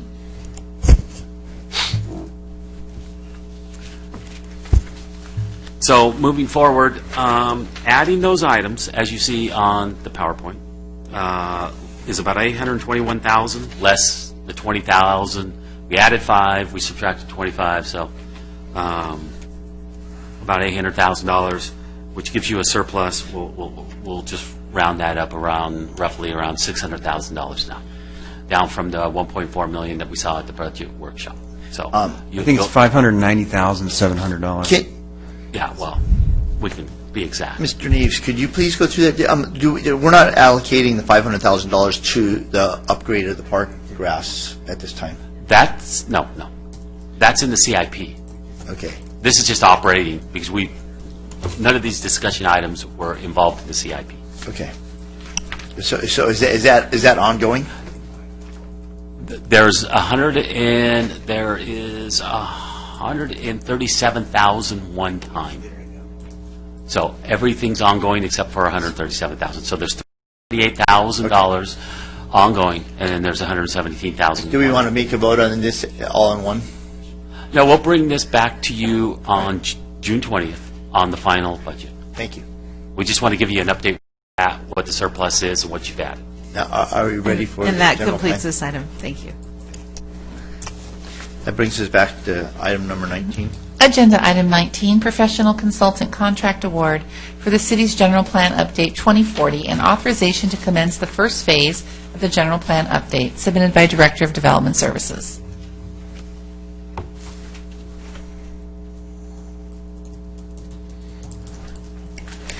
Okay, good evening for final time this evening. So we have a presentation this evening on the Lake Forest General Plan Update 2040. Tonight, the presentation will provide information regarding updating the general plan, the process we've used to date, the recommended consultant team, and details on the Phase 1 work program. A little bit of background on the general plan. The general plan is a comprehensive plan to guide the physical development of the city. Every city in the state is required to have a general plan, and it must include 7 mandatory elements or subject areas, including land use, housing, circulation, open space, conservation, safety, and noise. In the private sector, successful businesses prepare and update a business plan, and in the same manner, cities rely on a general plan to steer their future course and provide direction. The general plan is a comprehensive plan that covers the city at a very broad level. The plan recognizes that areas in the city, whether they are in established neighborhoods or areas for future change, are all knit together through a circulation, park, and open space system. Issues such as housing and safety affect all areas of the city and should be addressed on a citywide basis. An updated plan provides for the opportunity for residents to define the desired vision for the community that we will be part of for the next 25 years. It is a statement of the goals and policies both to protect what makes Lake Forest a desirable place to live and to guide future efforts to improve and enhance areas such as mobility and fiscal stability. A comprehensive plan allows us to review potential land use changes together and to understand how they may impact the city in terms of our circulation system and fiscal health. Over the past 25 years, there have been changes to various elements, with significant land use changes occurring in 2000 and 2008 with the annexation of Foothill Ranch and Portola Hills, and then the approval of the Opportunity Study areas. The housing element, the only element in the general plan that must be approved by the state, was most recently amended both in 2006 and 2013. But the other elements and the technical background studies that support the general plan have not been updated since 1994. There are many reasons why cities periodically update their general plans.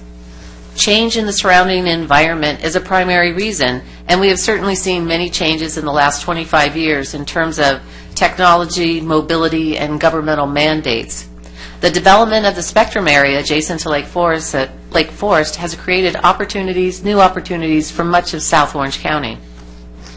And Lake Forest itself will be faced with changes within our boundaries in the future. We have multifamily areas, some of which are on leased land that are more than 50 years old. In the commercial sector, we have land leases expiring and the opportunity to set the framework for future land uses desired by the community, which are supported by market conditions that do not adversely affect the city. The city has experienced significant growth in the employment and residential development. And lastly, the city's demographics, like the rest of Orange County, are changing as well. An update to the general plan provides the city with the opportunity to engage the residents and businesses to create a vision of what the city as a whole will look like in 2040. What makes Lake Forest special? What should be preserved? What can be enhanced? How can we ensure that the city remains a desirable and sought-after place to live? Absent a plan, developers will tell the city what they want to do with land. The vision articulated in the current general plan is out of date and may not reflect the desires of today's residents and businesses.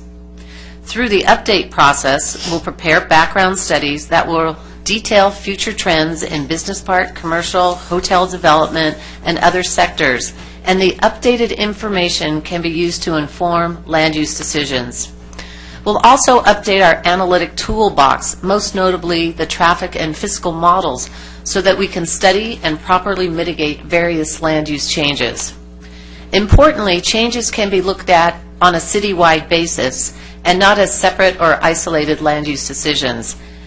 And lastly, we'll prepare a program environmental document that both applicants and the city can tier off of, thereby expediting the review process for both city and future applicants in the future.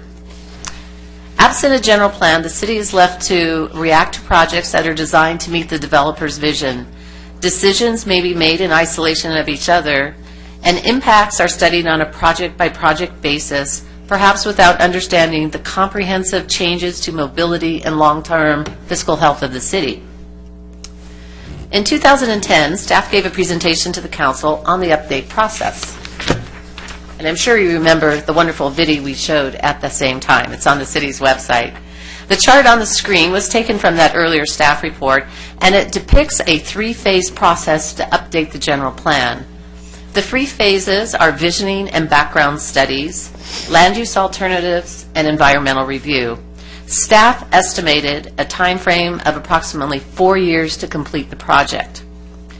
We also estimated a 1 to 2 year process for just the first phase of the project based on other outreach activities regarding park planning that the city has engaged in historically. This time period would allow the general plan team to attend many community events throughout the year, such as concerts in the park and the Shop and Dine Week, and gather input from a wide cross-section of residents. At the conclusion of the previous City Council meeting, staff was directed to create an RFP for the general plan update. We did, and we received 10 proposals and ultimately interviewed 6 firms. The interview panel carefully evaluated the technical capabilities, the approach, the schedule, and team members' experience and qualification. So that brings us to tonight. Staff is recommending that the city select AECom, the AECom team, to prepare the General Plan Update 2040. AECom received the highest rating from the panel, and they prepared numerous plans for similar jurisdictions and have prepared plans for some of the nearby South County cities, including Laguna Hills, Rancho Santa Margarita, Aliso Viejo, and San Juan Capistrano. They have been successful in sustaining momentum in the update process, and they have proposed a schedule of 3 years and 3 months to complete the update. The total cost for the general plan update is split into 3 quadrants as shown on this chart. Each of them are approximately, it's pretty much a one-third, one-third, one-third, both in terms of time that each phase takes and the cost for each of the phases, just under $500,000. Some of the highlights of the Phase 1 activities include an extensive public outreach effort with stakeholder interviews, pop-up events, community workshops, online engagements, which will all ensure a transparent and inclusive process for public involvement. The consultant will prepare a report early on in the planning process regarding the various methods the City Council may use to select a general plan advisory committee to aid in the review of various work projects. The general plan update is included in the city's 5-year strategic plan, the 2-year capital improvement plan, and the city's budget.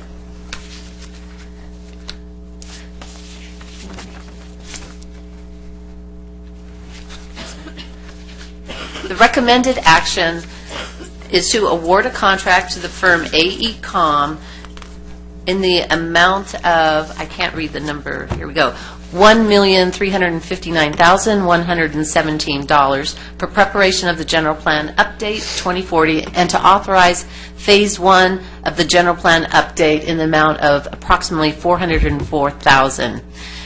We request that you authorize the mayor to sign and the city clerk to attest to an agreement with AECom for Phase 1 of the city's General Plan Update, substantially in the form of the contract that we've attached. We have representatives from AECom here this evening, and both myself and Nikki Wetzel are also available to answer any questions that you may have. So I have a Anything from the public? No, Your Honor. Okay, open it up for council. It must be a really popular item for no one to be here from the public to speak about it. All right, so on page 804, I looked at the Table 1, technical review and qualifications interview, and the total. This is a little blurry for me, but it looks like AECom was the top at 1,046. Is that correct?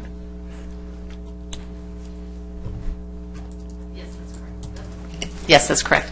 And I'm just wanting to make sure my eyes are good, or the blurriness of this table, whichever it is the number 2 de novo planning group with the score of 1032? Yes, that's correct. I'm sure our city attorney likes that one for the legal term. So now I'm looking at Table 2, and I look at de novo planning group, rather, and their cost is almost $280,000 less. But their score is only 12 less. I mean, that's less than 1%. I mean, they're practically the same score. One's a 99, one's 100 on a scale of 1 to 100. Yet the cost is $280,000 less. So for 12 points, I did a little analysis. For the $280,000 that we're paying in addition, or the staff is proposing to pay in addition, for those 12 points, that's almost $20,000 a point. Where, like, if you just do 1,000 divided by, $1,000,003 divided by 1,000, it's substantially less per point. I feel like I'm on the Dead Poet Society talking about the Pritchard score here, But you see where I'm going? I don't understand, maybe they're not, de novo planning group, not the highest score on the Pritchard scale, but they definitely have the lowest cost, and I just don't know if, is it really worth paying almost $300,000 more for 12 points? If I could provide some insight that, as both myself and Ms. Westphal were on the interview committee,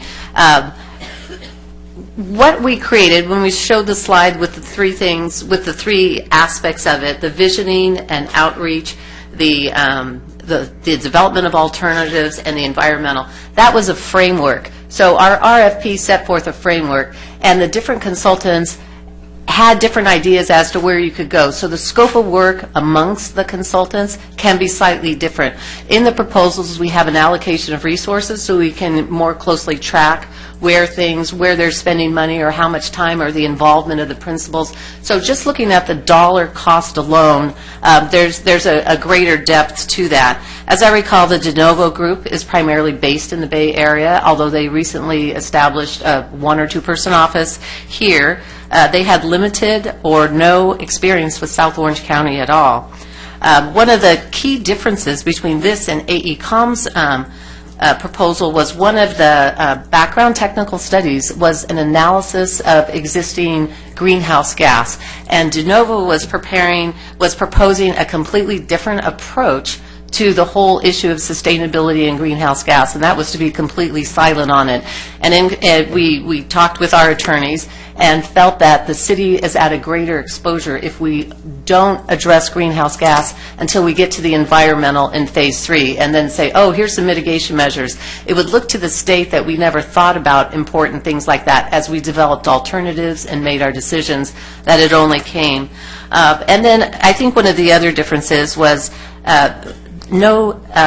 their public outreach was all done by the same individuals, and many of the other firms submitted proposals where they were using very focused and specialized outreach consultants. So I think if you really get into the details of the proposal, the way the interview panel did, you'll see there's a lot of there's differences in the depth and scope and approach to the project, aside from just the pure difference in cost.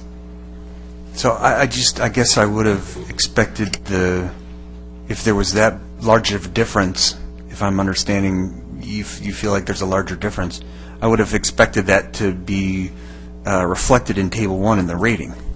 Does that make sense? These are the scores that were turned in. As the panel was made up of public works, transportation, we had a variety of people who rate the proposals differently from their own perspective. I mean, I guess said another way, I said that one was a 99 and one was 100. If I was again, I guess I'm going back to Professor, Dead Poets Society, but if I'm, giving a student a grade, I would definitely make a larger difference between 100 and 99 based on, if I'm understanding what you just said, a significant difference between the two proposals.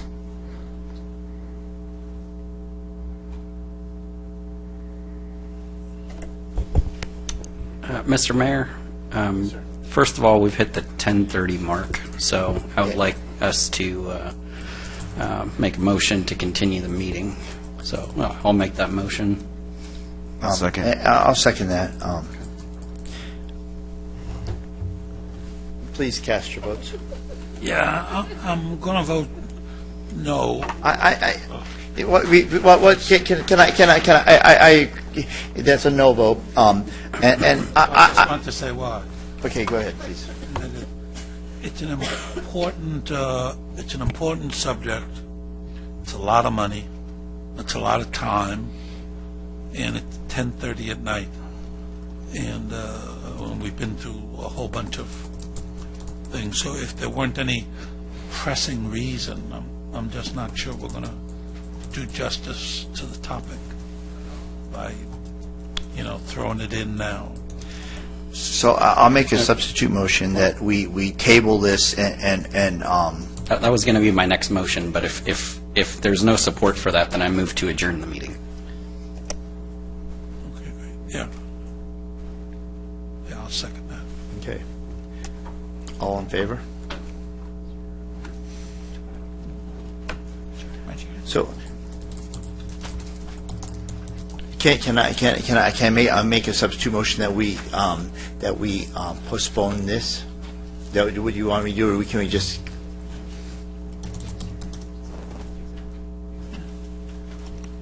Mr. Mayor, if we're adjourning the meeting, I can simply add this to our agenda at our next council All right, meeting. that'd be fine. Then, all in favor, please cast your votes.